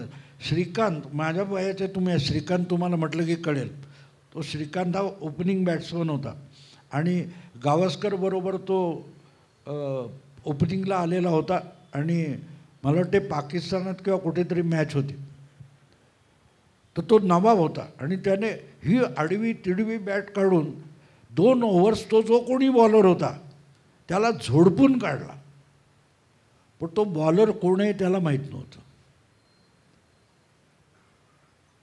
तो 2 ओव्हर गावस्कर म्हणाला, मी म्हणालो त्या बॉलरचं नाव सांगत नाही, पण ह्यांनी त्याला झोडला होता आणि म्हणाला 2 ओव्हर झाल्यानंतर चेंज होत असताना तो मला म्हणाले, ये कौन है बॉलर, बहुत गाली देता है, असं श्रीकांतने गावस्करला सांगितलं. कारण तो बॉलर इतका वेगात यायचा की बॉल टाकून झाल्यानंतर तो बॅट्समनपर्यंत पोहोचलेला असायचं फॉलो थ्रूपर्यंत. तर गावस्कर म्हणाला, मी त्याला त्या बॉलरचं नाव सांगितलं. पुढची ओव्हर श्रीकांत बॅकफूटवर जाऊन खेळायला लागला आणि 3ऱ्या बॉलवर LBW आऊट झाला. ही वस्तुस्थिती आहे, कोणीही सांगेल. पण गावस्कर विचार कसा करतो बघा. तो म्हणाला, श्रीकांतची चूक कुठे होती माहिती का, पहिले 2 ओव्हर तो बॉल खेळत होता, 3ऱ्या ओव्हरमध्ये तो बॉलरला खेळायला गेला. बॉलरशी खेळायचं नसतं, बॉलशी खेळायचं असतं. तेव्हा एक लक्षात घ्या, हे जे सगळं काही राजकारण चालतं, निवडणुका चालतात, याच्यात आपल्याला बॉल खेळायचा आणि बॉल आपल्या अंगणात येतो. आपल्याला तुमच्या आवडत्या पक्षाने काय केलं असेल, कुठची योजना आखली, तुमच्या त्या मतदान केंद्रापुरतं आपण मर्यादित राहिलो आणि तिथे अधिकाधिक मतदान कसं होईल, आपल्या बाजूने कसं मतदान होईल, यासाठी जेव्हा आपण प्रयत्नशील राहतो तेव्हा होतं. पण त्याच्याऐवजी एकूण विभागात काय होईल ही तुमची जबाबदारी नसताना तुम्ही करायला जाता. तेव्हा मला म्हणून तो गावस्करचा तो थॉट मला आवडतो की तो बॉलरला खेळायला गेला आणि आऊट झाला. आधी 2 ओव्हर तो बॉलशी खेळत होता. आणि ही गोष्ट कायम लक्षात ठेवा, कायम लक्षात ठेवा की आपण जिथे आहोत तिथे आपण तेवढंच काम करावं.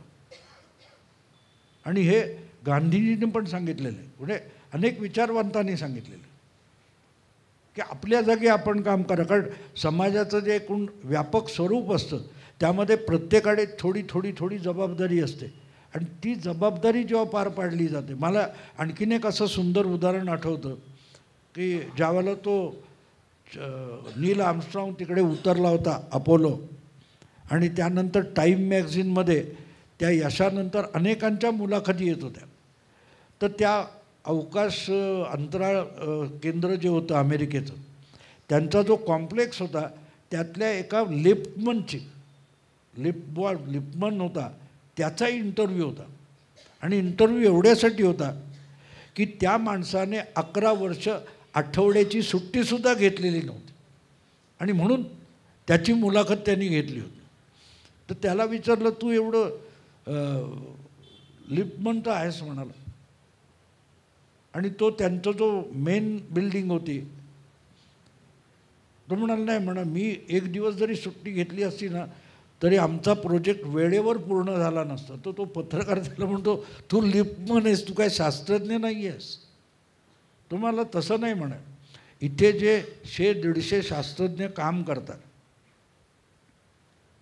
त्यापैकी कोणाला कुठल्या वेळेला कुठे जायचं असतं, कुठल्या मजल्यावर जायचं असतं हे मला माहिती असतं. मला माहिती होतं म्हणा. आणि तो कुठल्या वेळेला आला आहे, आत्ता आला आहे 7व्या मजल्यावरून 9व्यावर जायचं की आणखीन कुठे जायचं हे त्याला सांगायलाही डिस्टर्ब तो होता कामा नये.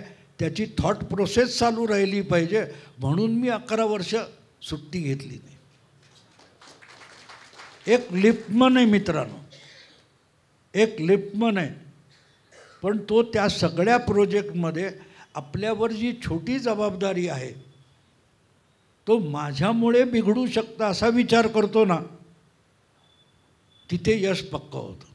आणि म्हणून आपण जेव्हा निवडणुकीकडे बघतो, आपला आवडता पक्ष म्हणून बघतो, आपली आवडती संघटना म्हणून बघतो, किंवा आपली आवडती धोरणं, आपली भूमिका म्हणून बघतो, तेव्हा मला वाटतं की आपण आपली जबाबदारी ओळखली पाहिजे आणि तेवढी जबाबदारी पार पडली पाहिजे. बाकीचं सगळं करायला बाकी लोक असतात, त्यांचं चुकलं तर सावरून घेणारे पण असतात, ते आपण नाही आहोत, हे लक्षात घ्या. ते सावरून घेणारे पण असतात. म्हणजे 60 जागा ठीक आहे कमी झाल्या, बहुमत गेलं, ते कसं सावरून घ्यायचं ते बसलेले आहेत, ते सावरून घेतात. आणि तुम्ही बघाल तर बहुमत कमी झाल्यानंतरसुद्धा मोदींच्या वागणुकीमध्ये आणि ॲप्रोचमध्ये फरक पडलेला नाही. तो सेनापती आहे. एक मी नेहमी ते उदाहरण देतो, अँड्र्यू जॅक्सन नावाचा अमेरिकेचा अध्यक्ष झाला, अमेरिकेचा 7वा अध्यक्ष होता तो. 190 वर्षापूर्वीचा जो, त्याचं एक वचन आहे फार सुंदर, 1 man with a courage makes a majority. एक धाडसी माणूस म्हणजेच बहुमत असतं. आणि असा नेता ज्या पक्षाकडे असतो, मग काँग्रेसकडे कधीकधी इंदिरा गांधी होत्या, आज भाजपकडे मोदी आहेत, तर हे माणसं देशाला पुढे घेऊन जातात. आपल्या नशिबी आपल्या भूमीत शिवाजी महाराज झाले. तेव्हा त्यांच्या जगण्यातून आपण जर शिकू शकलो तरी खूप काही साधू शकतो. मला वाटतं मी इथे थांबावं आणि प्रश्नोत्तर असतील तर करायला हरकत नाही. मला जर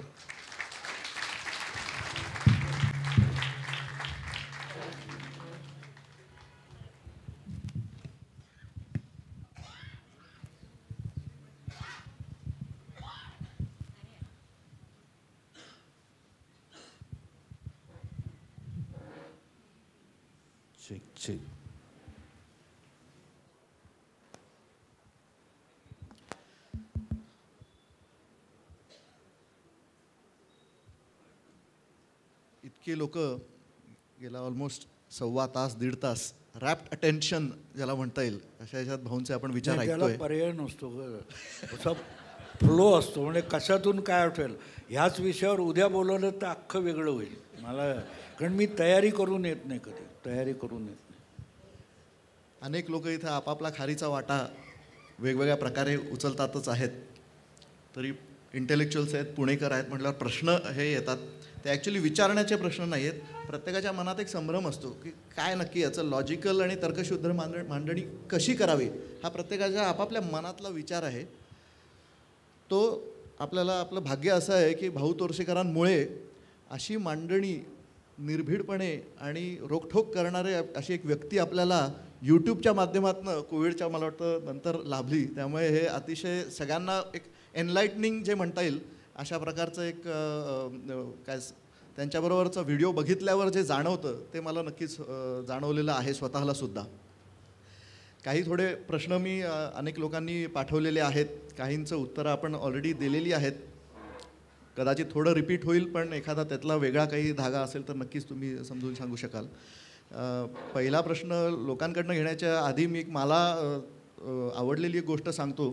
तुम्ही आता काही दिवसांपूर्वीच मला वाटतं चंद्रकांत दादांवरती एक अतिशय आमदार कोथरूडचा कसा असावा किंवा असा एक व्हिडिओ केलेला होता, त्याच्याबद्दल थोडंसं आपण भाष्य करावं अशी विनंती. नाही, मी तो जो व्हिडिओ केला त्याचं कारण असं होतं की खरं सांगितलं तर राजकारणी म्हणून चंद्रकांत दादा मला अजिबात आवडत नाही. कारण इतका हळवा माणूस आहे. राजकारण हा बदमाशांचा प्रांत आहे, त्याच्यात वाट चुकलेला एक वारकरी असं आहे ते. आणि त्यामुळे मी त्यांना अनेकदा सांगतो की तुम्ही फार संवेदनशील आहात, पण बदमाशाचे तुकोबांनी सांगितलं ना, नाठाळाच्या माथी हाणावी काठी. तेव्हा इतकं अगदी संवेदनशील राहू नका. जिथे असेल समोरचा वाकड्यात गेला तर अरेला कार्य म्हणत जा हे सांगावं लागतं. आणि त्यामुळे मला तो व्हिडिओ बनवावा असा वाटला की हा माणूस 5 वर्षापूर्वी आला तेव्हा जो वादंग निर्माण झाला होता, आज तोच उमेदवार हा इथे वादातीत आहे. म्हणून मग तो वादंगातून वादातीत असं मी त्याचं शीर्षक पण दिलं होतं की तुम्ही जाता कुठे पण तुम्ही लोकांना आपलंसं करून घेणं जे असतं आणि त्यांच्यातला एक होऊन जाणं जे असतं ते फार महत्त्वाचं असतं.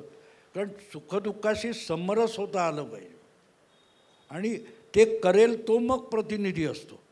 म्हणजे मला नेहमी उदाहरण द्यायची खाज आहे पण त्याला पर्याय नाही की तुम्ही चिकित्सक असतो ना, बुद्धिवादी, त्याचा एक मोठा प्रॉब्लेम असतो की तुम्ही लोणचं दिलं की तो फोड काढून नको तो हे काय आंब्याचा तुकडा आहे, कैरीचा तुकडा आहे, हे काय लोणचं आहे आपलं, हे काय लिंबू आहे, हे काय मिरची आहे, मग लोणचं कुठे आहे.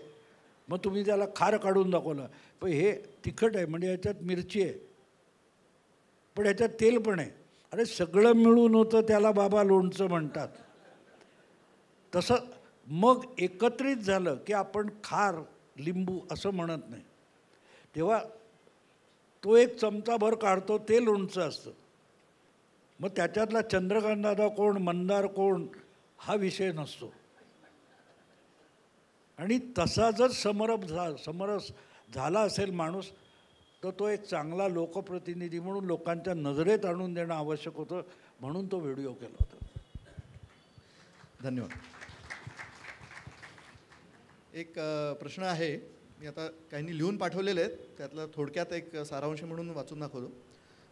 लोकसभेच्या वेळेला फेक नॅरेटिव्ह जोरदार चालवलं गेलेलं होतं. एवढे सगळं कळून पण मी लक्षात येत होतं, हे सगळं कळून पण या विधानसभेच्या निवडणुकीमध्ये सुद्धा अजूनही आपल्या लोकांमध्ये धर्माबद्दल असा निद्रिस्तपणा किंवा कमी मतदान करणे असे आहे का आता ते बदललेलं आहे? नाही, त्या दृष्टीने प्रयत्न सुरू झाला आहे. खरं सांगायचं तर लोकसभा निकालानंतर बांगलादेशची घटना घडली आणि बांगलादेशनंतर आपल्याकडे प्रतिक्रिया यायला सुरुवात झाली होती. आणि जम्मू काश्मीर, पर्टिक्युलरली जम्मू आणि हरियाणा इकडे त्याचा प्रभाव दिसेल असं मी सांगत होतो. माझं जे इतर जे आमचे ओमकार चौधरी आहेत किंवा तो अभिषेक तिवारी आहे, ते संजय दीक्षित ह्यांच्याबरोबर माझे हिंदी व्हिडिओ पण ते बनवतात म्हणजे इंटरव्ह्यूसारखं. तर त्यांनाही खरं वाटत नव्हतं मी हरियाणा भाजप जिंकेल म्हटलं तर, कारण सगळे ओपिनियन पोल वगैरे. त्यांना म्हटलं मी सांगतो याचा अर्थ काय मी ओपिनियन पोल घेत नाही. मी म्हटलं जनतेच्या मनावर कशाचा प्रभाव पडू शकतो याचा अंदाज घेतो. आणि ज्या प्रकारे बांगलादेशमध्ये लाखापेक्षा जास्त हिंदू रस्त्यावर उतरले हे बांगलादेशमध्ये कधी घडलं नव्हतं. त्याची प्रतिक्रिया आठवड्याभरात पश्चिम बंगालच्या सिलिगुडीमध्ये आली. त्यानंतर जवळजवळ 10-15 दिवसामध्ये हिमाचल प्रदेशात जिथे 2% पण मुस्लिम लोकसंख्या नाही आहे तिथे एक अनऑथॉराइज मशीद पाडायला 10-15 हजार हिंदूंचा मॉब उतरला. या सगळ्या प्रतिक्रिया होत्या. आणि त्या प्रतिक्रिया कशा होत्या ते समजून घ्या की एखादी कृती आपल्याकडून घडते आणि आपल्याला आपण चुकलो असं व्हायला नको होतं. म्हणजे रागावलेली आई एखाद्या पोराला आपल्या पोराला मारते, थप्पड मारते, धपाटा मारते, पण तो जिव्हारी लागला तर डॉक्टरकडे हॉस्पिटलमध्ये गेल्यानंतर ते पोर रडत नाही एवढी आई रडते. त्या निवडणुकीत मोदी पराभूत झाले नाही, भाजप पराभूत झालं नाही, आपण पराभूत झालो. ही पश्चात बुद्धी जी आहे त्याचा प्रभाव दिसेल. आणि आता निकाल लागल्यानंतर ते म्हणाले कमाल आहे आपकी. म्हटलं मी सायकोलॉजिकल विचार करतो, मानसिकतेचा विचार करतो. आणि बघा तुम्ही लोकसभेला हरियाणामध्ये 64.8% मतदान होतं, विधानसभेला 67.9% म्हणजे 3.1% मतदान वाढलं. त्यांनी चमत्कार घडवला. त्यामुळे आपल्याला वाटतंय पण मोदी भाजप संघ काय करतील सोडून द्या, लोक काय करतील याचा विचार करा. आणि लोकांना हे दिसतंय, जाणवायला लागले. बाळासाहेबांच्या मातोश्री बंगल्यावर मुस्लिमांचा जमाव येतो आणि उद्धवला गद्दार म्हणतो. याचा उद्धवला राग आला नसेल पण हिंदूंना राग येतो, कारण ती बाळासाहेबांच्या वास्तव्याची जागा आहे आणि त्याचा प्रभाव पडतो आणि पडणार. एक नॅरेटिव्ह मीडियाबद्दलचा पुढचा प्रश्न. इतक्या सगळ्या वर्षात भाजपने किंवा त्यांचे समर्थक आहेत त्यांनी अशी एखादी वर्तमानपत्र किंवा एखादी दूरचित्रवाणी किंवा चॅनल असं आत्तापर्यंत का केलं नाही की ज्याचे भाजपचा प्रसार योग्य तऱ्हेने करून तो सर्वसामान्य जनतेपर्यंत पोहोचवता आला असता? नाही, तो केला नाही हे बरोबर आहे, पण अपप्रचार करणारे जे आहेत ते सुद्धा काँग्रेसने केलेलं नाही किंवा डाव्या पक्षांनी केलेलं नाही. त्यांनी जे केलं होतं ते असं केलं की स्वातंत्र्योत्तर काळामध्ये सगळ्या लिबरल लेफ्ट ज्याला आपण म्हणतो, पुरोगामी ज्यांना म्हणतो, त्यांनी तुमच्या शिक्षण संस्था, जनमानसावर प्रभाव पाडू शकणाऱ्या ज्या संस्था संघटना आहेत त्या उभारल्या किंवा काबीज केल्या. म्हणजे तुमची नाट्य अकादमी असेल, फिल्म इन्स्टिट्यूट असेल, तुमचं साहित्य अकादमी असेल, हे सगळं काबीज केलं आणि त्यांचं थॉट प्रोसेस त्याच्यात इतकी घुसवलेली आहे. आता ती बाजूला करण्याची प्रक्रिया आत्ता सुरू झालेली आहे आणि ती परत 9 वाजता पत्रकार परिषद घेऊन सांगितली जात नाही, कारण त्याचा बोबाटा जास्त होतो. पण तुमच्या माहितीसाठी सांगतो की 5-7 वर्ष मागे तुम्ही गेलात तर त्याच JNUमध्ये, नेहरू विद्यापीठामध्ये भारत तेरे तुकडे होगे वगैरे झालं होतं, आठवतं? या वर्षी त्या नेहरू विद्यापीठामध्ये संघाचं संचलन झालं. गेल्या 5 वर्षामध्ये JNUमध्ये अशी कुठलीही लेफ्टिस्टांची मोठी संमेलनं वगैरे होऊ शकलेले नाहीत, चळवळी निदर्शनं होऊ शकलेली नाहीत. आणि त्याच्या पलीकडची गोष्ट सांगतो की या प्रकारचं आंदोलन केलं तर विद्यार्थ्याची विद्यापीठातून हकलपट्टी होते. 20,000 रुपये दंड लागू केला आहे. फक्त हे केलं याची सकाळी पत्रकार परिषद घेतलेली नाही. परिणाम महत्त्वाचा असतो, परिणाम महत्त्वाचा असतो. माझ्यावर आजारावर उपाय झाला, मी बरा होणं महत्त्वाचं आहे, उपचार केल्याची जाहिरात महत्त्वाची नाही. आणि ही चालू आहे आणि ही प्रक्रिया स्लोली चालू आहे. शिक्षण पद्धत बदलणं, आपल्याकडची कायदा आणि न्यायव्यवस्थेची रचना बदलणं जी ब्रिटिशकालीनच चालू आहे. आपल्याकडे पुरातन न्यायव्यवस्था होती जी नीती नैतिक मूल्यावर होती. आजच्या न्यायव्यवस्थेमध्ये नैतिक मूल्य नाहीत. तर हे बदल करायचे आहेत. म्हणून पुढची 15-20 वर्ष मोदी प्रणित राजव्यवस्था चालू राहिली पाहिजे. ह्याला महत्त्व तेवढ्यासाठी आहे. त्याचे परिणाम तुम्हाला झटपट दिसत नाहीत. मित्रांनो, 91 साली अर्थव्यवस्था मुक्त झाली, तोपर्यंत आपल्याकडचं निवडणुकीची सेफॉलॉजी जी होती ती नकारात्मक होती. काँग्रेस सत्तेत येईल का, काँग्रेस पडेल का, अँटी इन्क्युबन्सीवर आधारित होती. आणि तोपर्यंत सर्वे बरोबर येत होते. 2000 नंतर सर्वे का फसायला लागले की 91च्या मुक्त अर्थव्यवस्थेचे परिणाम समाजावर, समाजाच्या जीवनावर होऊन हळूहळू करत राजकारण हे प्रो इन्क्युम्बन्सीकडे वळलं. पण अजूनही सेफॉलॉजी करणारे, राजकीय विश्लेषण करणारे तिथपर्यंत आलेले नाहीत. आणि म्हणून चुकीच्या निकषावर आधारित चाचण्या होतात आणि निकाल चुकीचे होतात. एक्झिट पोल किंवा ओपिनियन पोल चुकत नाहीत, ते चुकीच्या आधारावर केले जातात, म्हणून परिणाम चुकतात. एक महाराष्ट्र पातळीवरचा प्रश्न. भविष्यात व आता महाराष्ट्राचे राष्ट्रीय पातळीवर काय स्थान असेल राजकीय व आर्थिकदृष्ट्या, याच्यावर भाऊंचं मत जाणून घ्यायचं. मला असं वाटतं की राष्ट्रीय पातळीवर जे नेतृत्व असतं ते कुठल्याही प्रांताचं नसतं. तुम्ही बघाल तर 75 वर्षापेक्षा अधिक काळ झाला आपल्याला देशाला स्वातंत्र्य म्हणून. आणि या सगळ्या नेतृत्वामध्ये प्रमुख तुम्हाला कोण दिसेल? Nehru, Indira Gandhi, Rajiv Gandhi, Sonia Gandhi. They are not even Indians. तुम्ही मला सांगा ते कुठचे आहेत? मद्रासी आहेत, मराठी आहेत, पंजाबी आहेत, बंगाली आहेत? नाही. पण आमचे शरद पवार गेले की ये घाटी आ गया, नरसिंहराव गेले ये कामाठी आ गया, वो गुज्जू आ गया. या सगळ्यांना प्रांत चिकटलेले होते. नेहरू आपला नरेंद्र मोदी या माणसाचं कौतुक मला एवढं वाटतं की गेल्या 10 वर्षात एक उद्धव ठाकरे वगैरे सोडले तर त्यांच्यावर गुजराती असा आरोप कोणी केला नाही. आणि हा फरक मोठा होता की त्यांनी स्वतःला इंडियन केलं. तेव्हा महाराष्ट्रातला जो नेता मराठी असूनही स्वतःला भारतीय म्हणून सिद्ध करू शकेल तेव्हा ते नेतृत्व पुढेल. शिवाजी महाराज मराठी आहेत हो, शिवाजी महाराज मराठी आहेत ना, पण का बंगाली हळहळतो? शिवाजी म्हटल्यानंतर तो एक हळवा कोपरा प्रत्येक भारतीयाच्या मनामध्ये का असतो? कारण आमच्यासाठी शिवाजी महाराज मराठी होते, पण बाकीच्या भारतासाठी उपखंडासाठी ते भारतीय होते, हिंदू होते. फरक तो असतो आमचा.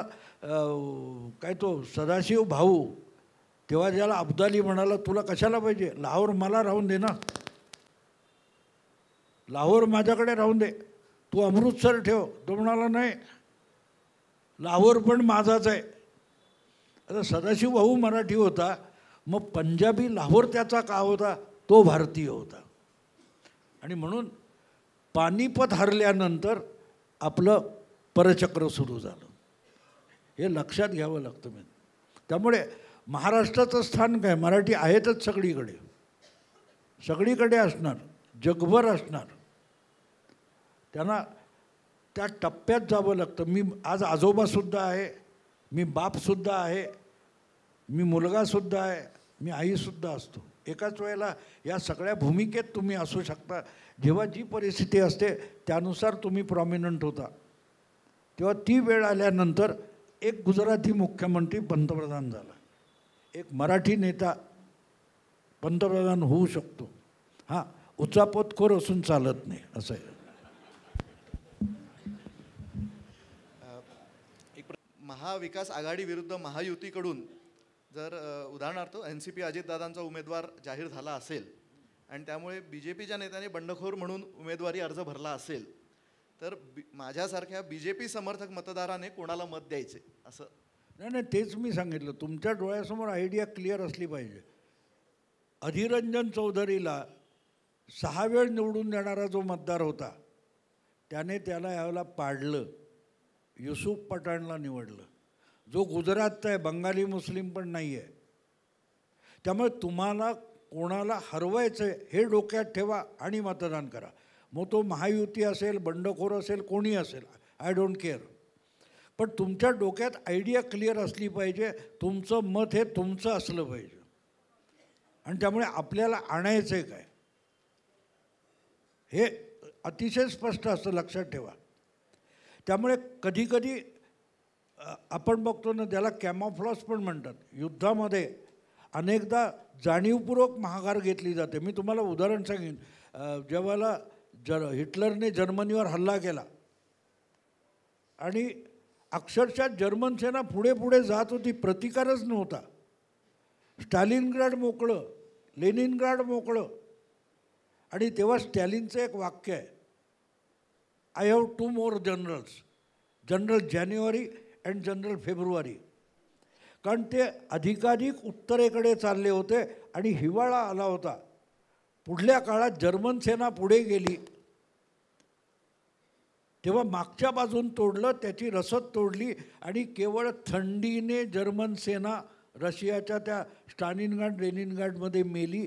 तर त्यासाठी जी व्यूहरचना असते ती व्यूहरचना आपल्याला माहिती असतेच असं नाही. आता उदाहरणार्थ तुम्हाला सांगेल की त्या नवाब मलिकला अबू आझमीच्या जागी उभं राहायचं काहीच कारण नव्हतं.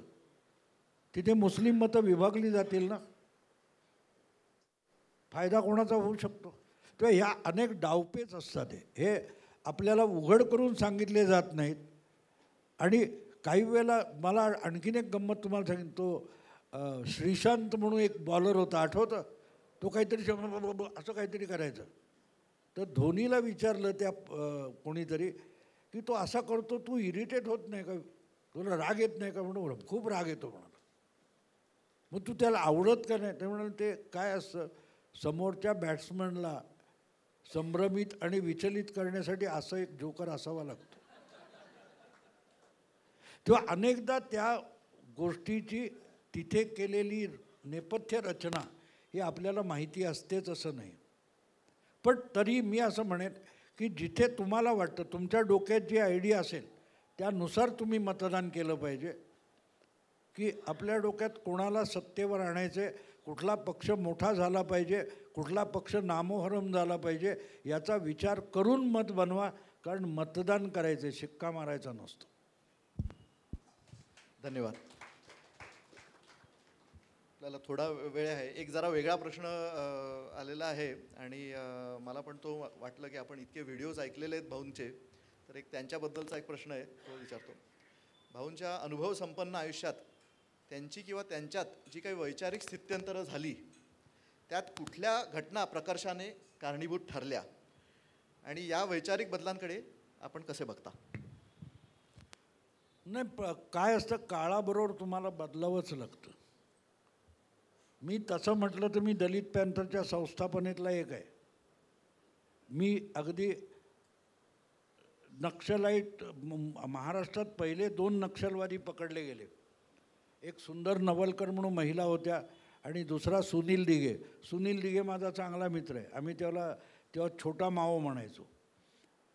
तर ह्या सगळ्याकडून मी जवळ, पण मी माझ्यावर कोणाचा प्रभाव पाडू दिला नाही. सावरकर मला आवडतात, गांधी आवडतात. याचं कारण त्यातलं चांगलं घ्यावं एवढं मला कळतं. प्रत्येकाकडे काही नाही काही चांगलं असतं आणि एखाद्याकडे सगळंच चांगलं असतं असंही नाही आहे.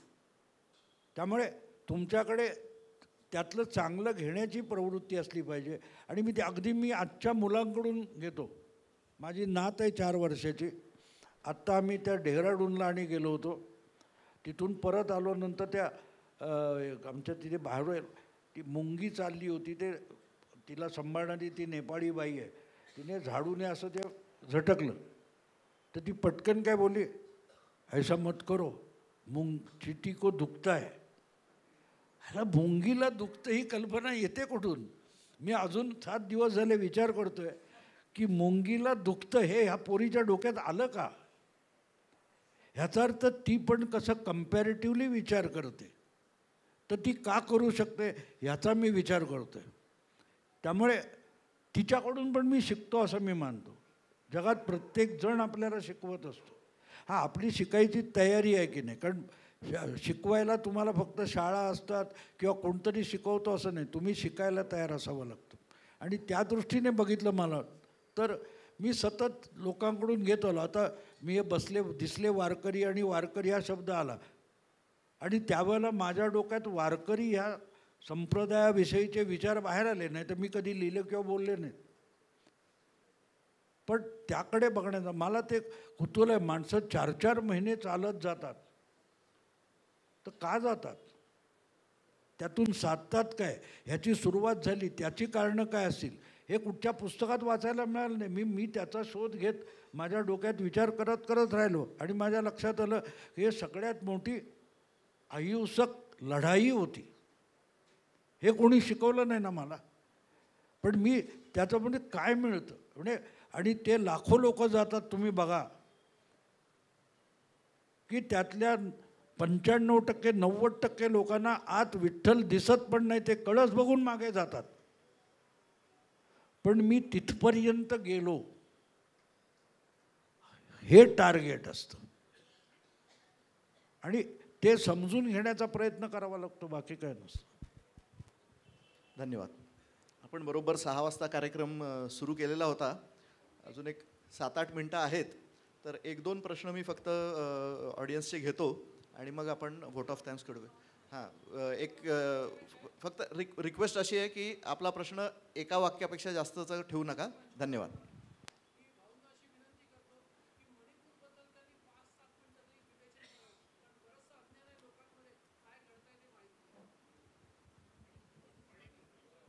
मणिपूरबद्दल काय असतं, मणिपूरचं प्रचंड राजकीय भांडवल झालेलं आहे, पण मणिपूरसारखीच परिस्थिती बंगालमध्ये आहे, पण त्याची चर्चा होत नाही.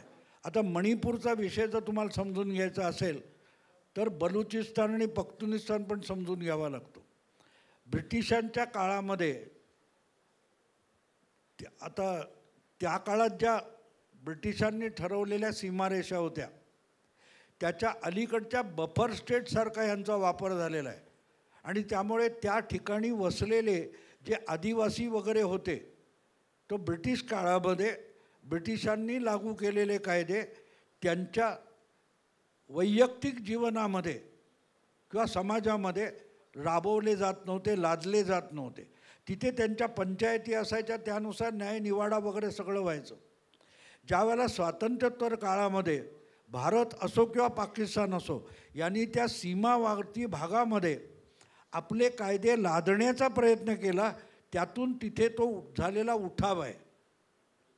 तिथे आज तुम्हाला कोणतरी स्वतःला ख्रिश्चन म्हणताना दिसतील, कोणी मुस्लिम, पण बेसिकली त्यांच्या पंचायती आहेत आणि त्या पंचायतीतून एकमेकाविरुद्ध टोळी युद्ध चालायचं. टोळी समाज होता तेव्हापासून चाललेला आहे.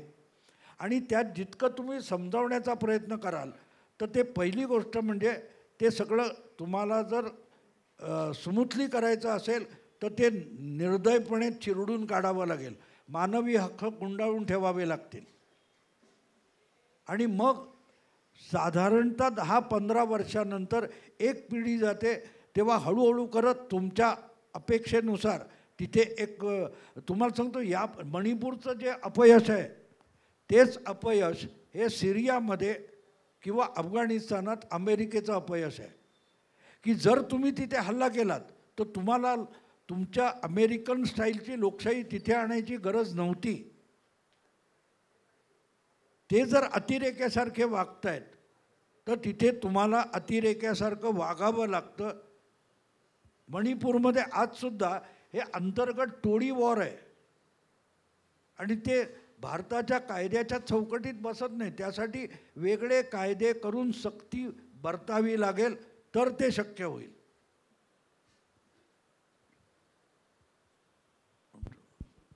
हा एक प्रश्न.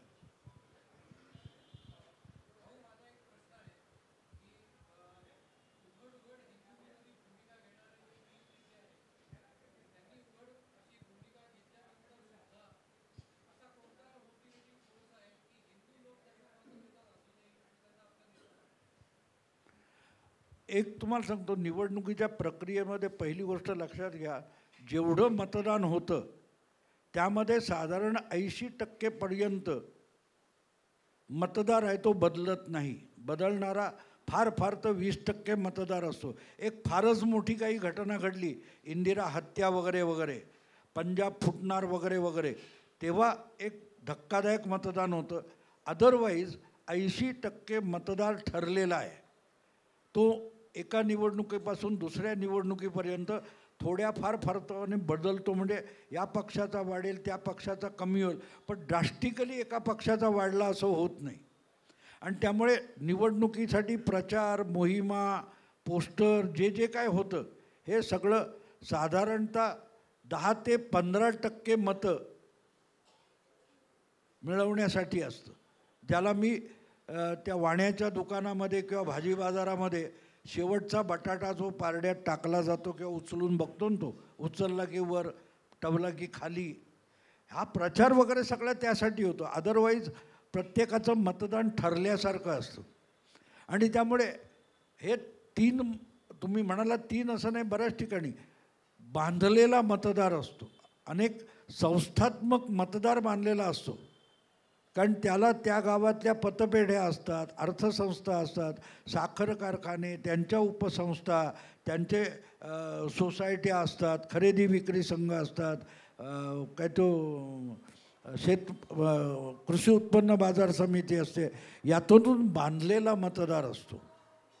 आणि तो उलथून टाकणं चटकन शक्य नसतं. आत्तासुद्धा मोदी पंतप्रधान होऊन जवळजवळ 10 वर्ष गेली आहेत, पण प्रशासन व्यवस्था अजून पण पूर्णपणे मोदींच्या काबूत आहे असं बिलकुल नाही आहे. तर ते स्लोली बदलतं. एक तर ते मर्सिलेसली बदलावं लागतं किंवा स्लो प्रोसेसमधून बदलावं लागतं. म्हणजे आयुर्वेद हा स्लो प्रोसेसमध्ये जातो आणि ॲलोपॅथी आहे ते काटछाटमध्ये जातं. तेव्हा कशातून करायचं, तर आज ज्या घटनेच्या चौकटीत बसून करायचं आहे त्या चौकटीमध्ये ही स्लो प्रोसेस आहे, हळूहळू करत बदलत जातात. नाहीतर शरद पवारांना महाराष्ट्रात हरवून भाजप 1 नंबरचा पक्ष होणं सोपं नव्हतं. पण ही प्रक्रिया जवळजवळ 50-60 वर्ष चालू होती. आत्ता त्याचे परिणाम दिसत आहेत. ते परिणाम दिसतात आपल्याला, तर थोडेफार तिकडे इकडे होतात, त्याबद्दल दुःख करायचं कारण नाही. धन्यवाद भाऊ. थांबा.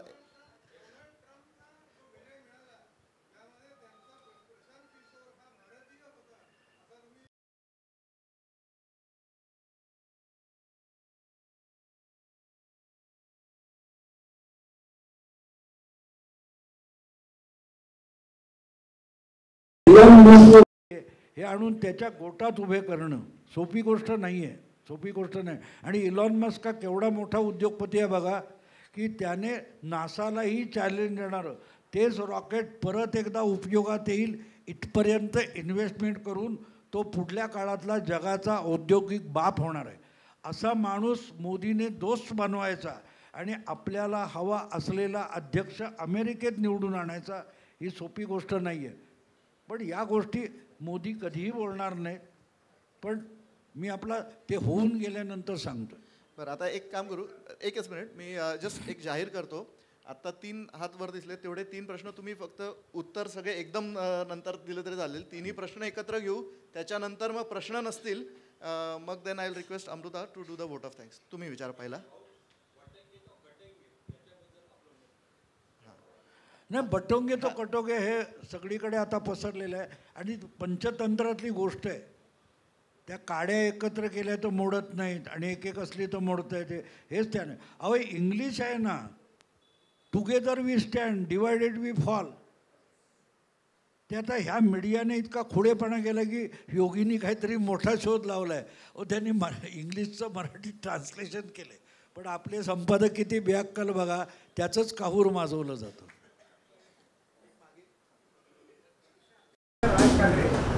गावचे अतिशय आवडतं व्यक्तिमत्व आहे. मनसे अध्यक्ष राज ठाकरेंची भूमिका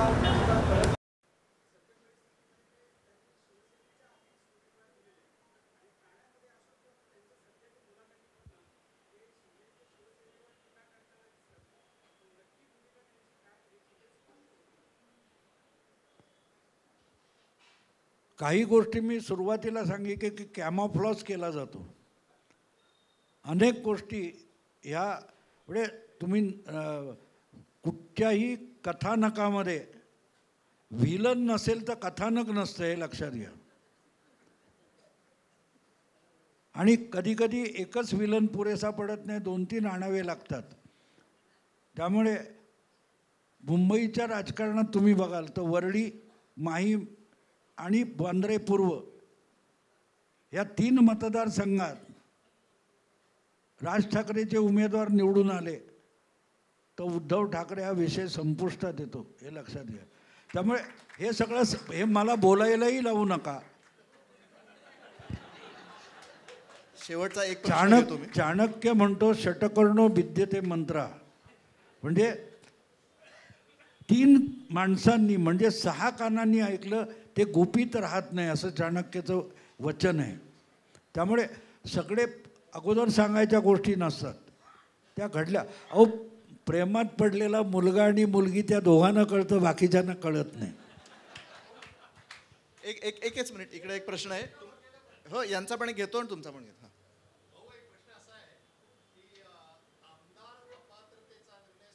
पुढे पेंडिंग आहे, विधानसभेची मुदत संपली आहे. आता याच्यानंतर समजा सुप्रीम कोर्टाने तांत्रिक निर्णय दिला तर तो आत्ता निवडून आलेल्या आमदारांवर लागू होऊ शकतो का आणि व्हावा काय, आपलं काय मत आहे? म्हणजे विधानसभा संपली की ते आमदारच नाहीत. नाही, पण भाऊ असं आहे, याला न्याय मिळेल. नाही नाही, ते आहेत नाहीत.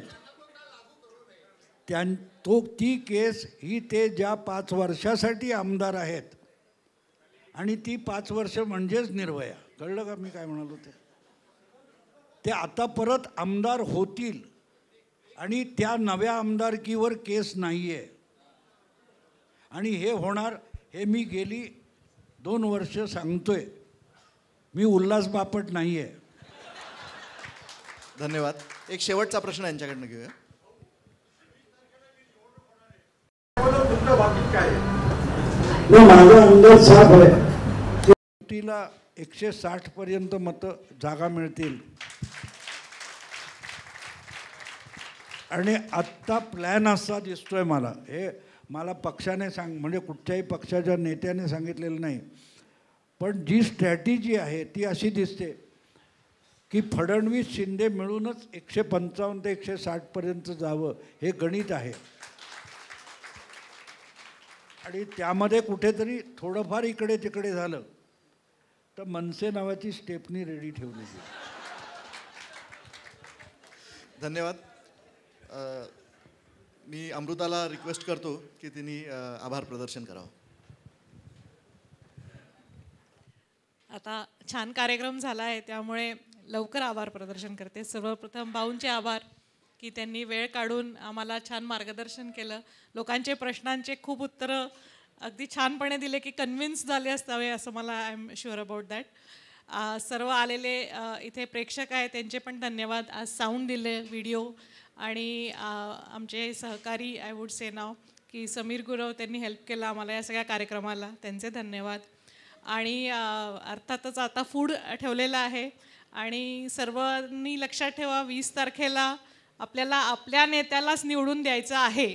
त्यामुळे हिंदुत्व हे जे भाऊ सारखं म्हणतात आहे ते आपल्याला जागा ठेवायचं आहे आणि ती आपली जबाबदारी आहे की आपल्या नेत्याला आपल्याला निवडून द्यायचं आहे. धन्यवाद.